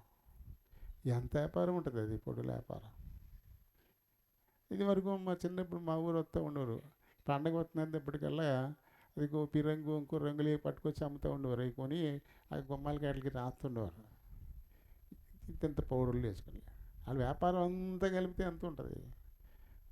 అలాంటిది ఇప్పుడు కనీసం ముగ్గురు ఉన్నట్టు ఇక్కడ మనకి, పౌలు, శీల, అలాగే లూకా. వారు ముగ్గురిని కూడా మా ఇంటికి రండి, నేను ప్రభునందు విశ్వాసం ఉంచానని మీరు నమ్మితే నా ఇంటికి రండి, నేను మీకు ఆశ్రయం ఇస్తాను, నా దగ్గరుండి ఇక్కడి నుంచి ప్రభు సువార్తను ప్రకటించండి అంటూ నేను ఆహ్వానిస్తే మీరు సంతోషంగా, ఎందుకంటే ప్రభు వీళ్ళని ఇక్కడ నడిపించిందే ఏమి కోసం. ఇప్పుడు ఇక్కడ ఆమెతో పాటుగా ఇంకా కొన్ని అద్భుతాలు జరుగుతాయి. ఇక్కడ దేవుని సంకల్పాలు ఎలా ఉంటాయో దీన్ని బట్టి మనం అర్థం చేసుకోవచ్చు. ఈ ఇంట్లో ఉండి వీళ్ళు రోజు బయటికి వెళ్ళి సువార్త ప్రకటించడానికి వెళ్తూ ఉండగా అక్కడ ఒక ఆమె ఒక ఇంటి దగ్గర అరుగు మీద కూర్చొని సోది చెబుతుంది. ఆమె ఒక బానిస పిల్ల, ఆమెను పట్టింది ఒక దెయ్యం. ఆ అరుగు మీద కూర్చొని సోది చెప్తుంది. చూడండి, తరచుగా మనకి గేదెలు మిస్ అయిపోతుంటాయి. ఆ కొల్లేట్లు ఎక్కడున్నాయి తెలియదు, నడుమూరు పైకి వెళ్ళిపోయినాయా, బాయపాలెం పైకి వెళ్ళిపోయాను. అమ్మాయికి ఏది కనపడతలేదంటే బాయపాలెం పైకి వెళ్ళిపోయింది, అక్కడికి వెళ్ళండి, అది ఎత్తుకోండి, అక్కడ ఉందని చెప్తుంది. అది ఇటు వెళ్ళింది, నడుమూరు పైకి వెళ్ళండి, అక్కడ ఉందని చెప్తాను. అందుకు డబ్బులు, యజమానులకి డబ్బులు వస్తున్నాయి, ఇలా సో చెప్తాను. అంటే దేవాత్మలకు కూడా విషయాలు తెలుస్తాయి. అది చెప్పినంత మాత్రాన్ని దేవుడు కాదు, ఆత్మది సంచారం చేస్తూ ఉంటుంది కాబట్టి దానికి తెలుస్తాయి. తెలిసినప్పటికీ కూడా అది దేవుడేమీ కాదు. రోజు వెళ్తుంటే వాళ్ళని చూసి, అదిగో జీవం గల దేవుని దాసులు వారు మీకు రక్షణ మార్గాన్ని ఉపదేశిస్తారు, అదిగో అని చెప్పేసి వీళ్ళకి చూపించి చెప్తుంది. అంటే సత్యమే చెప్తుంది, అది దెయ్యం కాబట్టి మంచిది, అది నిజం చెప్తుంది. పౌలు, శీలలు దేవుని దాసులే, వాళ్ళ రక్షణ మార్గాన్ని ఉపదేశించేవారే, నిజమే అని చెప్తుంది. అది అయినంత మాత్రం దెయ్యం, అది దెయ్యమే కదా, అపవిత్రాత్మ. అలా అంటుంటే పాపం చిన్నపిల్ల, ఆ పిల్ల అలా నాశనం అయిపోతుందని చెప్పేసి వారు మా గురించి భలే చెప్తుంది అని సంబరపడలా. అందరూ ఇంకా చూసి కాళ్ళు రాగలేలే, మేము ఎవరు అనుకుంటున్నారు, మేము దేవుని దాసులు, చూసా దెయ్యం కూడా చెప్తుంది అని చెప్పేసి వాళ్ళు కాళ్ళేమో ఎక్కడేలే. చూసి అమ్మాయి మీద జాలిపడి అమ్మాయిని వదిలిపెట్టిపో అన్నారు. వెళ్ళిపోయింది, అదే ఈమె వెళ్ళిపోయింది. వెళ్ళిపోతే ఈ అమ్మాయి చక్కగా బుద్ధిగా బాచిపడలేసి కూర్చుంది. అమ్మకి ఏది పోయిందండి, ఏమో నాకేం తెలుసు అంటుంది. ఇంకా వచ్చే వాళ్ళందరూ ఇదే పని. ఊరు నాయను వాళ్ళెవడరా బాబు, మాకు కడుపు కొట్టేశారు, రోజుకి పోలు డబ్బులు వస్తున్నాయి మాకు, ఇదేంటి వీళ్ళు అని చెప్పేసి ఆ యజమానులు పిల్లలకి దెయ్యం వదిలేసిందన్న సంతోషానికి బదులు ఆదాయం పోతుందని చెప్పేసి వారిని పంచాయతీలోకి తీసుకొచ్చారు, వీళ్ళు ముగ్గురిని కూడా. అంటే లూకా గారు దూరం నుండి రాసేవాడి తప్ప ప్రధానం కాదు కాబట్టి వీళ్ళిద్దరినీ వాళ్ళు పట్టుకొని కొట్టి చెరసాల నాయకుడికి అప్పచెప్పారు, ఖైదీ చేయమని. చెప్తే తీసుకెళ్ళిపోయారు, కాళ్ళకు బండ్లు వేసేసారు, ఆ సెల్లో గెంటేశారు, తాళం పెట్టేశారు. చీకటి. మనం ఏం చేస్తాం, ఇలాంటి పని జరిగితే మన కళ్ళన్నీ దేవుడి మీదకి వెళ్ళిపోతాయి. అస్సలు నీకేమైనా ఉందా అలా? ఆసియాలో శుభాలు చెప్తానంటే పని కట్టుకుని ఎక్కడికి తీసుకొచ్చాం, ఇక్కడేదో ఆ దెయ్యాన్ని బాగొడితే వీళ్ళు వచ్చి మమ్మల్ని ఎలా చేస్తున్నారు, ఏంటి నువ్వు చేసేది మాకు? కొట్టారు, తిట్టారు, జైల్లో పడేశారు, ఇదేనా అన్నట్టుగా అనుకుంటాం మనం అయితే కదా. కానీ వెళ్ళని చేస్తాం తెలుసా, దెబ్బలు తగిలేసినాయి, కాళ్ళకి బండలు వేశారు, అవమానం. దేవుని స్తుతిస్తూ ఉన్నారు. అర్ధరాత్రి వేళ వాళ్ళు దేవుని స్తుతిస్తూ ఉన్నారని పాటలు పాడుతున్నారు, చప్పట్లు చరుస్తూ దేవుని స్తుతిస్తూ ఉన్నారు. స్తుతి అక్కడ ఉంటే ప్రభు అక్కడ ఉంటాడు, స్తుతుల మీద ఆసీనుడై ఉంటాడు. కాబట్టి ఇక్కడి నుంచి స్తుతి వినబడుతుంటే వచ్చేసాడు దేవుడు, దూతను పంపించాడు, వెళ్ళు అని చెప్పేసి. ఒక్కసారిగా అక్కడ భూకంపం వచ్చేసింది, చెరసాల పునాదులు కదిలిపోయాయి, తలుపులు అలా కొట్టుకుని తాళాలు ఊడిపోయి తలుపులు తెరిచేసుకున్నాయి. మొత్తం ఖైదీలందరికీ స్వేచ్ఛ చేసింది. మామూలుగా అయితే పారిపోవాలి కదా, కానీ యావత్ చెరసాల ప్రభువు కృపాకంచెలో ఉండిపోయింది. కాబట్టి వారు ఎవరికి బయటికి పారిపోదామనేటువంటి ఆలోచన లేదు. ఎక్కడి నుంచి ఇది వినపడుతుంది, స్తుతి ఎక్కడి నుంచి వినపడుతుందని వెతుక్కుంటూ పౌలు శీలల దగ్గరికి వెళ్ళిపోయారు. అందరూ కూడా, అందరూ అక్కడే ఉన్నారు, ఖైదీలు అందరూ. ఆ తర్వాత చెరసాల నాయకుడు వచ్చి చూస్తే తలుపులన్నీ తీసేసి ఉన్నాయి, ఖైదీలు ఎవరు లేరు. ఓరు నాయనోయ్, ఇది కనుక అధికారుల దాకా వెళ్ళిందంటే నన్ను చిత్రహింసలు పెడతారు, గోళ్ళు పీకుతారు, 3rd డిగ్రీ ప్రయోగిస్తారు, ఇంకెందుకు అంతకంటే చచ్చిపోవడమే బెటరు అని చెప్పేసి కత్తి తీసుకుని పొడుచుకోబోతున్నాడు, ఆత్మహత్య చేసుకోబోతున్నాడు. అయితే పౌలు ఎన్ని చదివించలేదు మీకు, ఎందుకంటే టైం ఎక్కువ లేదు కాబట్టి మీకు అలా చెప్పుకుంటూ వెళ్ళిపోతున్నాం. పౌలు శీలలు ఏం చేయాలి, చచ్చిపోతే? అతను కొట్టాడు, అంతకుముందు మెడ మీద కర్రేసి పడక గెంటాడు. ఎక్కడెక్కడి నుంచి వచ్చి మా ఊళ్ళు ఎరవలేస్తున్నారో ఇలాంటి మాటలన్నీ అని ఉంటాడు. అని రాయబడలేదు ఇక్కడ, కానీ అతనికి అప్పచెప్పారంటే ఇంకా అలా రెచ్చిపోతారు కదా, వాళ్ళు రెచ్చిపోతారు. ఆ రకంగా వాళ్ళని బాగా అవమానించి కొట్టి మెడ మీద కర్రేసి గెంటి చెరసాల్లో గెంటి తలుపెట్టాడు. కాబట్టి వీళ్ళు కసిగా ఉండాలి కదా, పడుచుకో అనుకోవాలి. కానీ వాళ్ళ నుంచి అలాంటి మాట వినపడుతుంది, ఓ చెరసాల నాయకుడా, నీకే హాని చేసుకోబాకు, మేమందరం ఇక్కడే ఉన్నాం, మేమంతా ఇక్కడే ఉన్నాం, ఈ హాని చేసుకోవద్దు. ఇది కదా ప్రభు ప్రేమ. ప్రభు ఏం చెప్పాడు, నేను దూషించే వారి కోసం ప్రార్థన చెయ్యి, నేను హింసించే వారి కోసం ప్రార్థన చెయ్యి, నీ శత్రువు ఆకలిగుంటే భోజనం పెట్టు, తప్పుకుంటే వారికి దాహానికి ఇయ్యి కదా. రోమీయులు రాసిన పత్రికలో 12వ అధ్యాయంలో మనం 20-21 వచనాల్లో ఈ మాటలు చదువుతాం. ఒక్కసారి ఆగిపోయాడు, దీపం తెమ్మన్నాడు, వెతుక్కుంటూ వెళితే అందరూ ఎక్కడ ఉన్నారు, ఒక్కడు కూడా వీరవలే. అతను మతిపోయింది. ఆ సీన్ అంతా చూసేసరికి ఆశ్చర్యం, ఆనందం. ఆశ్చర్యం ఏంటి, ఒక్క దొంగ కూడా పారిపోలేదా, తలుపులు ఊడిపోయిన ఒక్కడ పారిపోలేదా, అందరూ ఇక్కడే ఉన్నారా? ఆశ్చర్యం. నా తలకాయ పోకుండా ఆగింది, ఆనందం. వెంటనే ఇంతకుముందు తిట్టాడు కదా, మెడ మీద కర్ర వేసి గెంటాడు కదా, కాళ్ళకు బండలు వేసాడు కదా.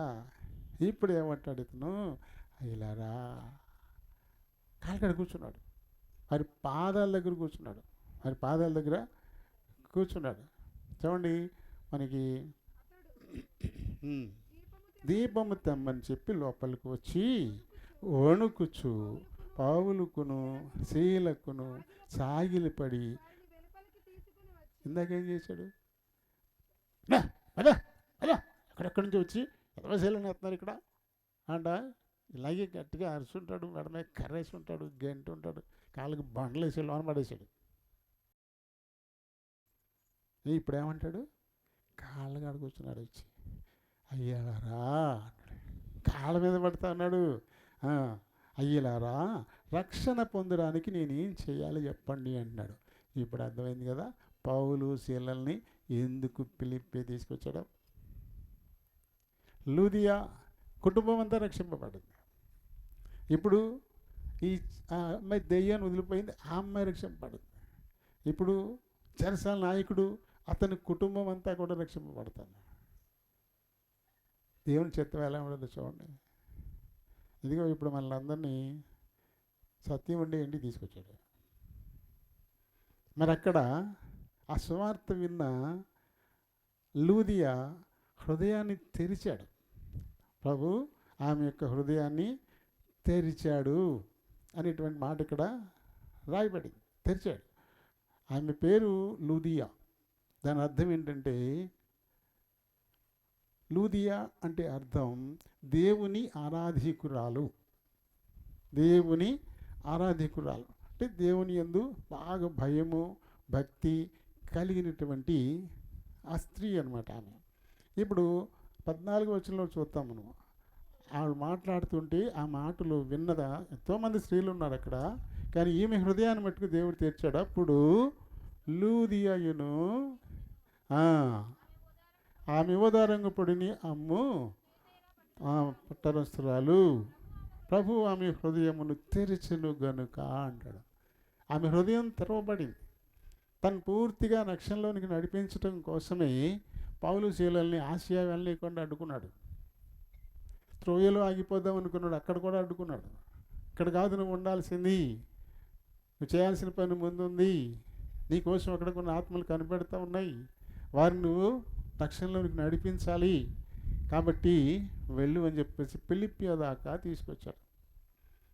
ఆమె తన కుటుంబం అంతా రక్షింపబడింది. ఆ తర్వాత దయ్యం పట్టిన అమ్మాయి విడుదల పొందింది. ఆ తర్వాత ఈయన ఇంటి వారందరూ కూడా రక్షింపబడినట్లుగా మనం ఇక్కడ చూస్తాం. చూడండి 31 వచనం, అందుకు వారు ప్రభువైన యేసునందు విశ్వాసం ఉంచుము, అప్పుడు నీవును నీ ఇంటి వారును రక్షణ పొందుదురని చెప్పి అతని ఇంటనున్న వారందరికీ దేవుని వాక్యము బోధించిరి. రాత్రి ఆగడిలోని అతడు వారిని తీసుకుని వచ్చి వారి గాయాలను కడిగెను. అతడును అతని ఇంటి వారును రక్షింపబడినట్టుగా కూడా మనకి ఇక్కడ కనబడతా ఉంది. చూడండి దేవుని తలంపులు ఎలా ఉంటాయో. ఏ రీతిగా చేయకపోకుండా ఆపాడు, ఎందుకు త్రోయలో ఆగకుండా ఆపాడు, ఎందుకు మాసిదోనియాలో పిలిపేదాకా తీసుకొచ్చాడు అంటే ఇక్కడ రక్షింపబడి ఆసక్తి గలవారు ఉన్నారు ఇక్కడ, దాని గురించి ఇక్కడ దాకా తీసుకొచ్చాడు. కాబట్టి అక్కడ వారి హృదయం తెరవబడింది. లూదియా హృదయం తెరవబడింది, చెరసాల నాయకుని హృదయం కూడా తెరవబడింది పూర్తిగా. అందుకని పాదాలు పట్టుకొని ఆ రీతిగా అడిగిన సందర్భం. వీరిని చాలా అవమానించారు, సభలో తిట్టారు, కొట్టారు, చెరసాలలో వేయించారు. ఇదంతా అవమానమే, చాలా అవమానకరంగా ఇక్కడికి వచ్చారు వీళ్ళు. దాంతో వారి ఆలోచనలు ఎలా ఉంటాయి, ఆయన పని మేము చేస్తుంటే మాకు ఈ అవమానాలు ఇచ్చారేంటి ఈయన, మాకు ఈ దెబ్బలు ఇచ్చారేంటి ఈయన అనుకోవచ్చు. కానీ చివరికి ఎవరైతే వారిని అవమానించారో, ఎవరైతే కొట్టారో వారే వచ్చి వీరిని బతిమాలుకునేదాకా తీసుకొచ్చాడు. మహిళలందరూ వచ్చి బతిమాలుకుంటున్నారు, బాబు బాబు బాబు వెళ్ళిపోండి బాబు, వెళ్ళిపోండి బాబు, ఏదో అయిపోయింది, తప్పు అయిపోయింది, మా తప్పు అయిపోయింది, వెళ్ళిపోండి బాబు అని బతిమాలి చాలా గౌరవంగా వారిని పంపించినట్టుగా మనం ఇక్కడ చూస్తుంటాం. చూడండి, మరి ఈయన కొర్నేలి గురించి చెప్పారు కాబట్టి అదే మాట మరొకసారి మనం గుర్తు చేసుకోవచ్చు. రక్షింపబడాలంటే మన నీతి క్రియలు సరిపోవు. రక్షింపబడాలంటే మన ధర్మకార్యాలు సరిపోవు. రక్షింపబడాలంటే మన ప్రార్థనలు కూడా సరిపోవు. మరి కొర్నేలి తన గురించి సాక్షాత్తు దూత వచ్చేసింది. ఏకంగా దేవుడు తన దూతను పంపించాడు. అంటే దేవునికి కొర్నేలికి కనెక్షన్ ఉన్నట్టే కదా. నా దాసుడు, నా ఎంతో ఆసక్తి గలవాడు, రక్షింపబడాలని కోరిక చాలా ఎక్కువ ఉంది, అందుకని ధర్మకార్యాలు చేస్తున్నాడు, నిరంతరం ప్రార్థనలు చేస్తూ ఉన్నాడు. కానీ అతను రక్షింపబడాలంటే ఒక దైవజనుని ద్వారా నన్ను గురించి వినాలి. కాబట్టి నువ్వు పోయి చెప్పు, అతనితో కొర్నేలితో చెప్పు, ఎప్పేలో సీమోరైన మారిపేలు గారు పేతురు ఉన్నాడు, అతన్ని పిలిపించి మనం అతను వచ్చి ఇతను ఏం చేయాలో చెప్తాడు అని చెప్పి సాక్షాత్తు పరలోకం నుంచి దూత దిగొచ్చి కొర్నేలితో మాట్లాడాడు. చూడండి, దూత దిగొచ్చి కొర్నేలితో మాట్లాడినా అప్పటికి కొర్నేలికి రక్షణ లేదు. అంటే తన సొంత క్రియలు. చాలామంది అనుకుంటూ ఉంటారు దాన ధర్మాలు చేస్తే సద్గతులు వస్తాయి, లేకపోతే తీర్థయాత్రలు చేస్తే సద్గతులు వస్తాయి, లేకపోతే సత్తరులు కట్టిస్తే సద్గతులు వస్తాయి, లేకపోతే అనాథ శరణాలయాలు కట్టిస్తే సద్గతులు వస్తాయి. ఇటువంటి ఆలోచనలు ఉంటాయి. ఇవి సరిపోవు. ఎందుకంటే ప్రతి మనిషి కూడా జన్మతోనే పాపులైపోయిన తల్లిదండ్రుల నుంచి మనం వచ్చాం. కాబట్టి జన్మతో మనకి పాపం వచ్చేసింది. మన పితరుడు ప్రవక్త దైవజనుడైన దావీదు అంటాడు కదా, నేను పాపంలోనే పుట్టాను, నా తల్లి నన్ను పాపంలోనే గర్భాన్ని ధరించింది అంటాడు. కాబట్టి ఆ పాపం జన్మతోటే వచ్చేస్తుంది. జన్మతోటే. తెరువు నీ హృదయ ద్వారంబు నేడే ప్రార్థనమున.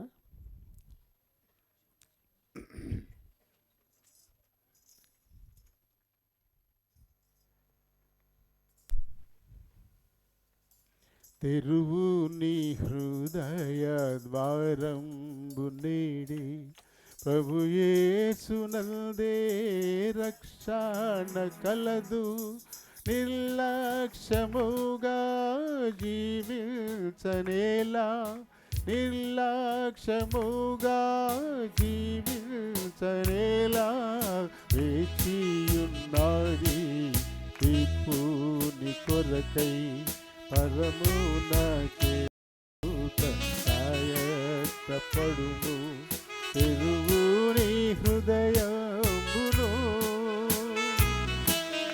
జన్మంబుతోనే పాపివి నీవు, నీతిమంతుడే లేడు, జన్మంబుతోనే పాపివి నీవు, నీతిమంతుడే లేడు. కామ క్రోధ లోభ మోహ పాపపు డాగులివియే, కామ క్రోధ లోభ మోహ పాపపు డాగులివియే, తెరువు నీ హృదయ వారంబు నీడి, ధర్మల వస్త్రంబు నీవు కప్పుకొన్నగాగవు, కర్మల వస్త్రంబు నీవు కప్పుకొన్నదాగవు, నీ పాపము కడిగి నీతిగా తీర్చే ఔషధం ఏమీ లేదు, నీ పాపము కడిగి నీతిగా ఔషధం ఏమీ లేదు. తెరువుని హృదయ ద్వారము నీడి, తెలియాదు నీకు నీ మరణ దినము, నిశ్చింతగా నుండెదవా. తెలియాదు నీకు నీ మరణ దినము, నిశ్చింతగా నుండెదవా. పాప ఫలితము నరకమే వినుము, పిలిపించడి వారెవరు. పాప ఫలితము నరకమే వినుము, పిలిపించడి వారెవరు. తెరువు నీ హృదయ ద్వారము నీడి, ఒప్పుకొనుము నీ పాపములను, అపరాధి నల్చువేడు.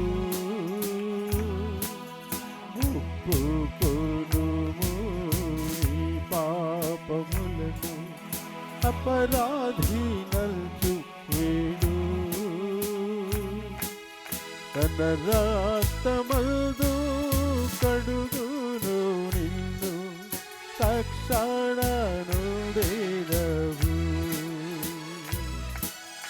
తన రక్తమందు కడుగును నిన్ను, తక్షణనుడెదవు. తెరువు నీ హృదయ ద్వారము నీడి, ప్రభు యేసునందే రక్షణ కలదు. నిర్లక్ష్యముగా జీవించనేలా, నిర్లక్ష్యముగా జీవించనేలా. చేసియున్నది తీర్పు నీ కొరకై, పరమునకే కాయపడుము. తెరువు ఈ హృదయమును. మరి లూదియా హృదయం తెరవబడింది. ఆమె కుటుంబం కూడా రక్షణలోకి నడిపింపబడింది, రక్షించబడింది కదా. మరి దేవుని జీవము గల మాటలు ఆయన చెప్పాడు, అవి వ్యర్థంగా పోవు. ఎలా అంటే ఆకాశం నుంచి నేల మీద పడిన వర్షపు చినుకు నిర్జీవంగా ఉన్న విత్తును తడిపి మొలకెత్తించి అప్పుడు తిరిగి ఎలా అయితే పైకి వస్తుందో అదే రీతిని నా మాటలు కూడా అన్నాడు. ఆయన మాటలు ఎవరు హృదయంలోకి వెళ్తాయో, అక్కడ చాలామంది స్త్రీలు ఉన్నారు, చాలామందితో మాట్లాడారు వాళ్ళు, కానీ అక్కడ ఈ లూదియా హృదయం మాత్రమే తెరవబడింది.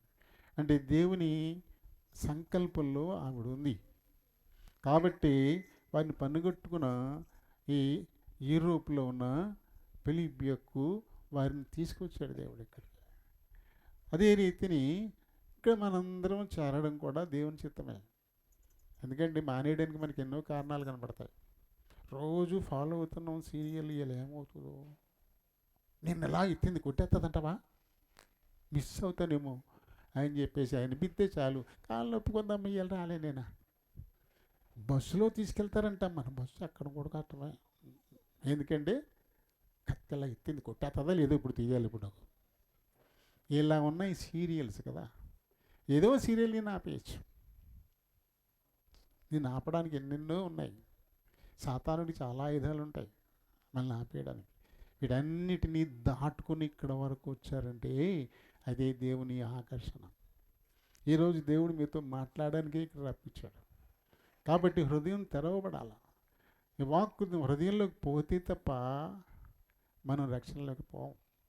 ప్రతివారు ఈ లోకాన్ని వదిలిపోతాం ఖచ్చితంగా ఎప్పటికప్పుడు.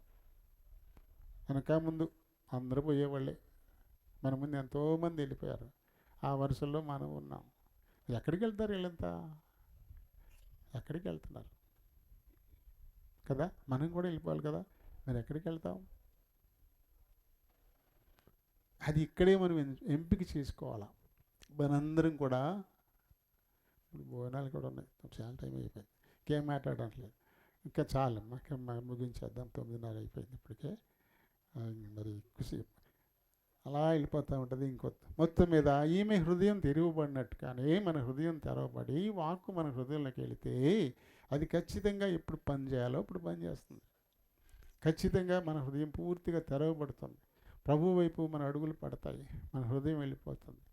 అప్పుడు ఖచ్చితంగా రక్షింపబడతాం. ఈ లోకాన్ని విడిచిపెట్టి పోయే లోపలే సిద్ధపడాల్సింది. మన ఆది తల్లిదండ్రుల ద్వారా మనకు వచ్చిన ఆ జన్మ పాపాన్ని వదిలించుకోవాలా. ఆ తర్వాత మరి ఆదికాండము 6-8 అధ్యాయాలు మనం చదువుతాం.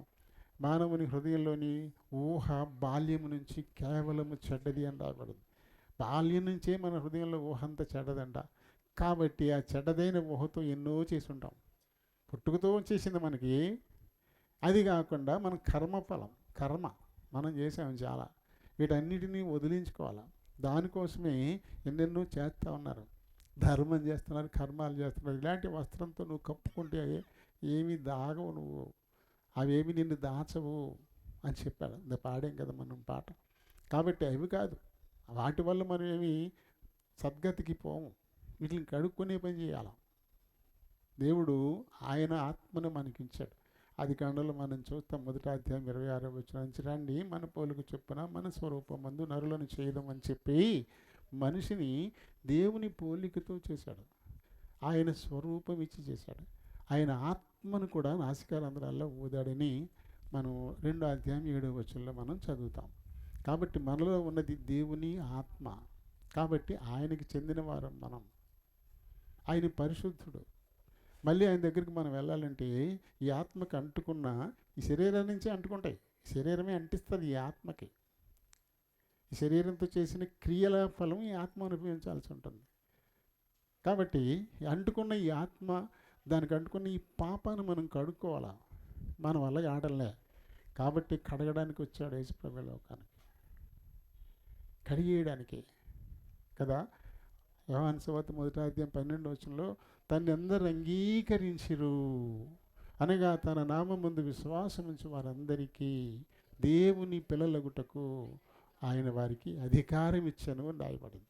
మనం దేవుని పిల్లలైపోవడానికి మనం చేయాల్సిందల్లా ఒకటే అంట, ఆయన్ని మనం అంగీకరించాలి. నా కోసం పరలోకా నుంచి దిగి వచ్చావు, నా కోసమే వచ్చావు అని చెప్పేసి, నా పాపాన్ని ఆ శాపాన్ని కల్వరి శిలువలో నీ భుజాల మీద మోసుకొని వెళ్ళిపోయావు, నాకు వాటి నుంచి విడుదల ఇచ్చావు, నన్ను కడిగేసావని ఒప్పుకోవాలంట. అలా ఒప్పుకుంటే ఆయన పిల్లలు అయిపోతారు. ఆయన పిల్లలు ఎక్కడ ఉంటారు? ఆయన దగ్గర ఉంటారు. మన పిల్లలు ఎక్కడ ఉంటారు?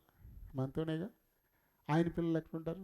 ఆయనతోనే. ఆయనతో మనం ఉండాలంటే మనం చేయాల్సింది ఆయన్ని అంగీకరించాలి, ఆయన నామమందు విశ్వాసం ఉంచాలి. నా కోసం ఇదంతా నువ్వు చేసావని విశ్వాసం అది ఉంటే వారు దేవుని పిల్లలు అయిపోతారని బైబిల్ గ్రంథం మరి సెలవిస్తుంది కదా. కాబట్టి విన్న మాటలు మీ హృదయాల్లో ఉంచుకోండి, తలపోసుకోండి, వాటి గురించి ఆలోచన చేయండి. హృదయాల మీ హృదయాన్ని దేవుడు తెరుస్తాడు, తప్పకుండా కార్యం జరుగుతుంది. దేవుడు మరి ఈ సత్యాన్ని ఇక్కడ ప్రేరేపించి మరి ఈ రీతిగా ఇక్కడ కూటమి ఎందుకు పెట్టించాడు? లోదియా పిలిచింది, లోదియా కోసం వచ్చారని, తన ద్వారా అక్కడ కొంతమంది రక్షింపడినట్టు కనపడుతుంది. ఇక్కడ ఈ ఏర్పాటు చేసిన ఈ కూడిక ద్వారా చాలామందిని ఆహ్వానించారు. మరి ఇక్కడ ఎవరి హృదయం మరి దేవుడు తెరవాలనుకుంటున్నాడు, ఎవరిని రక్షించాలనుకుంటున్నాడు, ఆయన కార్యం జరగడానికి మనం తల వంచాలి. దేవుడి మాటల్ని దీవించను గాక. అని చెప్తారా?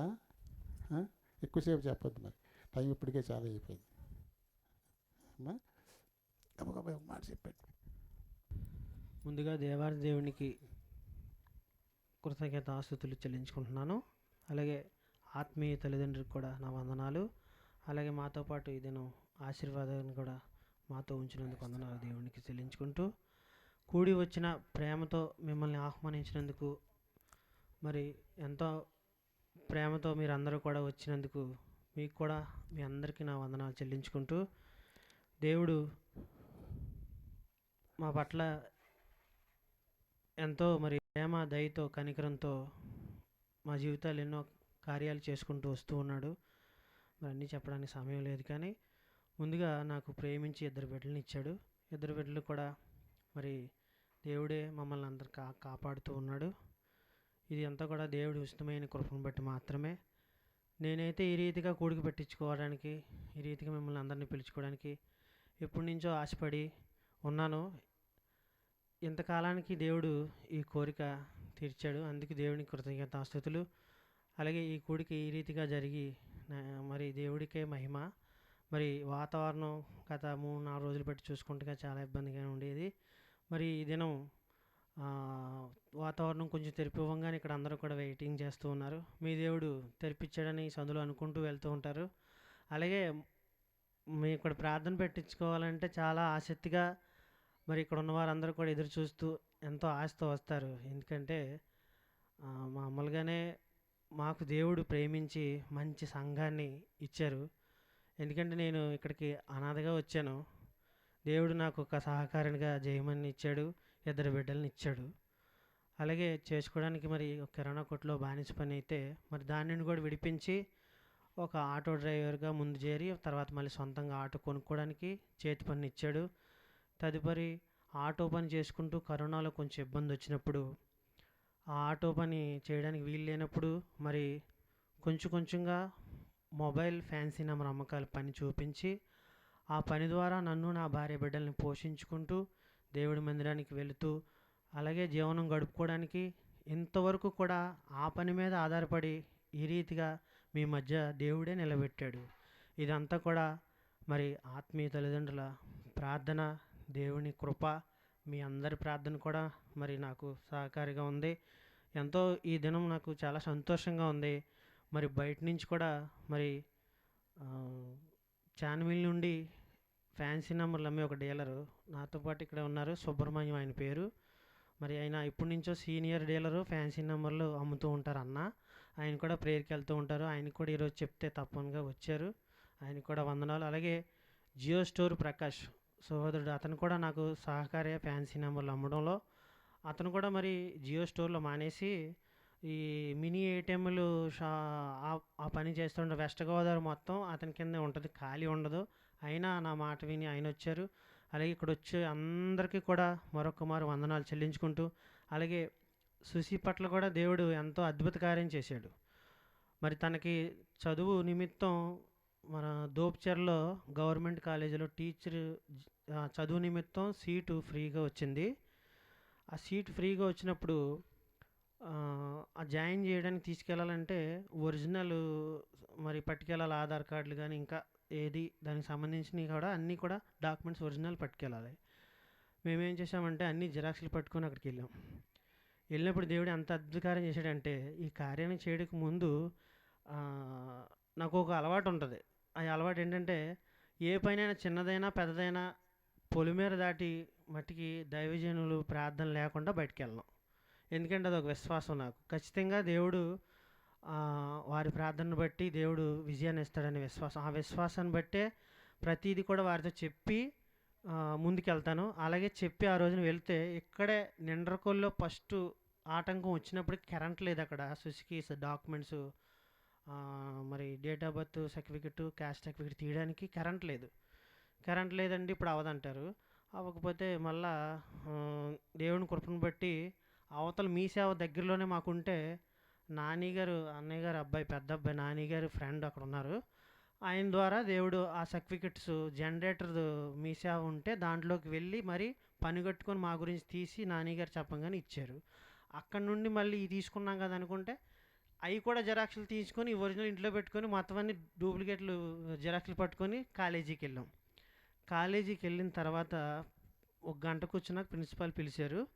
ప్రిన్సిపాల్ పిలిచిన తర్వాత ఏ అమ్మా నీ సర్టిఫికెట్లు ఒరిజినల్ అన్నీ ఏ అంటే ఏ ఒరిజినల్ లేవు సార్, జిరాక్స్లో మీరు అందులో రాయలే కదా అని చూసింది. ఎవరమ్మా నీకు చెప్పింది? ఒరిజినల్స్ ఉంటేనే కదా జాయిన్ చేసుకోవడానికి వీలు ఉంటుంది, గవర్నమెంట్ కాలేజ్ ఇలాంటివి ఏమి ఉండవమ్మా, అవన్నీ ఒరిజినల్ కావాలి, వెళ్ళి పట్టరాను వెళ్ళి గణపరం అని చెప్పాడు. ఆ లాస్ట్ రోజు అది ఇంకొక రోజున వచ్చి సబ్మిట్ చేస్తా కూడా అవకాశం లేదు. అలాంటిది దేవుడు అద్భుతం చేశాడు అక్కడ. ఏమంటే అప్పుడు సచివాలయం కూడా కాలేజీకి పక్కనే ఉంది మా కోసం ఉన్నట్టు. అప్పుడు ఒక ఐడియా వచ్చింది, ఎందుకైనా మంచిది నాని గారికి ఎటువంటి అనుభవం ఉంది కదా, మరి అన్నయ్య గారు అబ్బాయి పెద్ద అబ్బాయిని పంచాయతీ ఆఫీసులో చేస్తారు కాబట్టి ఆయనకి ఫోన్ చేసి ఆయన సలహా తీసుకుంటే ఇక్కడ మీ బోన్పల్లిలో పంచాయతీ ఆఫీస్ వాళ్ళు ఏమైనా లాగిన్ ఇస్తే అక్కడే తీసేసుకోవచ్చు, మీరు ఈ డేట్ ఆఫ్ బర్త్ సర్టిఫికేట్లు ఎన్ని ఒరిజినల్ వచ్చేస్తాయి అని అనగానే అప్పుడు ఆయన ఇక్కడ బోన్పల్లి ఆయన చెప్పంగానే దేవుని కృపను బట్టి ఒప్పుకున్నారు. ఇక్కడ లాగిన్ అక్కడ ఇవ్వంగానే ఆ పంచాయతీ ఆఫీసు అక్కడ సచివాలయంలో చెప్పంగానే టక్మని తీసిచ్చేసాడు. ఆ రెండు కూడా తీసిచ్చేసి కాలేజీకి వెళ్ళంగానే ఆ ప్రిన్సిపాల్ ఆశ్చర్యపోయాడు.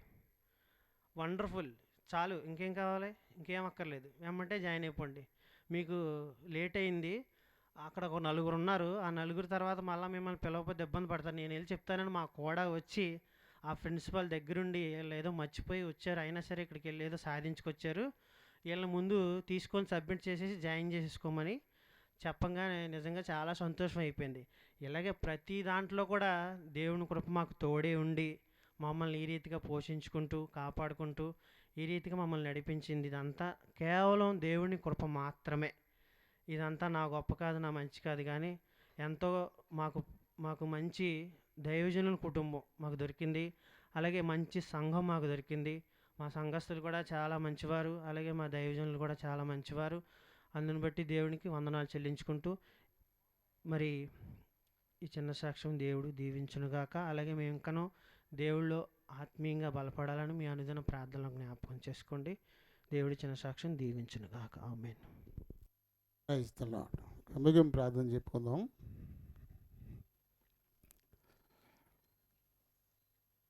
కృపాసత్య సంపూర్ణుడవైన మా దేవా వందనాలు, స్తోత్రాలు. కాలాలు సమయాలు సమస్తమును మీ స్వాధీనం అందించుకున్న దేవా, ఇదిగో తండ్రి, మేము ఈ దినం ఈ రీతిగా సత్యం ఉంటున్నటువంటి గృహ పైభాగంలో చేరి మీ నామాన్ని మహిమపరిచి మీ లేఖనాన్ని ధ్యానించుకోవడానికి మీరు మాకు ఇచ్చినటువంటి అవకాశం, ఈ ఏర్పాటును బట్టి మిమ్మల్ని స్తుతిస్తూ గణపరుస్తున్నాను. నాయన, ఇదిగో తండ్రి, మా ప్రియులందరూ కూడా మరి అడవి కోళ్ళ నుంచి రావడానికి మీరు ఏర్పాటు చేసిన వెహికల్స్ని బట్టి కూడా మిమ్మల్ని స్తుతిస్తూ గణపరుస్తున్నాం. ఇదిగో తండ్రి, మరి ఆశీర్వాదంగాను కూడా ఏలూరు నుంచి మా మధ్యకు మీరు నడిపించి వాడుకున్నందుకే మీకే వందనాలు, స్తోత్రాలు చెల్లిస్తున్నాం. ఇదిగో తండ్రి, విన్న మాటలు మా ప్రియులు తమ హృదయాలు భద్రపరుచుకొని ఆయన లూదియా హృదయం ఏ రీతిగా తెరవబడిందో మరి మా ప్రియులు వారి హృదయం తెరవబడ్డానికి, దాని వారు రక్షణలకు నడిపింపబడడానికి మీ ఆకర్షణ అనుగ్రహించమని మీ చేతులకి అప్పగించుకుంటూ ఉన్నాను. అలానే తండ్రి, సత్యం చెప్పినటువంటి సాక్ష్యాన్ని బట్టి కూడా మిమ్మల్ని స్తుతిస్తూ గణపరుస్తున్నాను. ఆయన తన హృదయ వాంఛలన్నీ వరుసగా తీర్చుకుంటూ వస్తున్నారు మీరు. ఆయన మరి మా పితరుడు యోబు చరిత్రలో మేము చదువుతాం, మొదట మా స్థితి కొద్దిగా ఉన్నాను, క్రమక్రమంగా మీరు హెచ్చిస్తారనేటువంటి మాటలు ఆ రీతిగాని తన జీవితంలో మీరు ఇస్తున్న వృద్ధిని బట్టి కూడా మిమ్మల్ని స్తుతిస్తూ గణపరుస్తున్నాను. విశ్వాసాలను కూడా మరింతగా బలపరుస్తున్నందుకు కూడా మీకే వందనాలు, స్తోత్రాలు చెల్లిస్తా ఉన్నాం.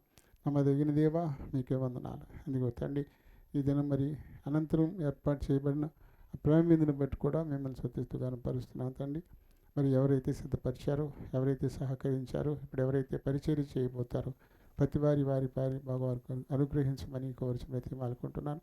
అలాగే ఇంతవరకు విద్యుత్తును కూడా మాకు నిరంతరాయంగా ఉంచినందుకే మీకే కృతజ్ఞతలు నాయన. అలాగే ఈ సౌండ్ చుట్టుపక్కల ఎంతవరకు వెళ్తుందో వారందరూ కూడా మాతో సహకరించినందుకు వారిని, వారి కుటుంబాలను కూడా దీవించి ఆశీర్వదించండి. ఈ మాటలు వ్యర్థం కాకుండానట్లు సహాయం చేయమని కోరిచి బ్రతిమాలుకుంటూ ఉన్నా. దేవా స్తోత్రాలు. అనంతరం మా ప్రియులు తమ గృహాలకు వెళ్ళబోతారు. ముందే అనుకోండి, క్షేమకరంగా వారి గృహాలకు చేర్చండి. మీ చిత్తమైతే, మీరు అక్కడ ఆలస్యమైతే మళ్ళీ మేము కలుసుకొని నేను స్తుతించే పర్యంతం ఈ బలిష్టమైన బాహువులో భద్రపరచమని ప్రభువును మా రక్షకుడునైనా యేసునామని అడిగి వేడుకుంటున్నాను మా పరమ తండ్రి. ఆమేన్. మన తండ్రి అయిన దేవుని ప్రేమ, మన ప్రభు అయిన యేసుక్రీస్తు కృప, పరిశుద్ధాత్మని అన్యోన్య సహవాసం ఇప్పుడు ఎల్లప్పుడూ మనకు ఆయనను ప్రేమించు వారికి సదాకాలం తోడయుండి నడిపించునుగాక. ఆమేన్. ప్రతి చోట నీ సాక్షిగా ప్రభువా నేనుండునట్లు, ప్రతి చోట నీ సాక్షిగా ప్రభువా నేనుండునట్లు, ఆత్మాభిషేకము నిండు ఆత్మీయ రూపుడా, ఆత్మాభిషేకము ప్రియ రూపుడా ప్రియ యేసుని వింటివి ప్రియ మారనా హృదయం ఉదమారవసింతునా హృదయాంతరంగమునా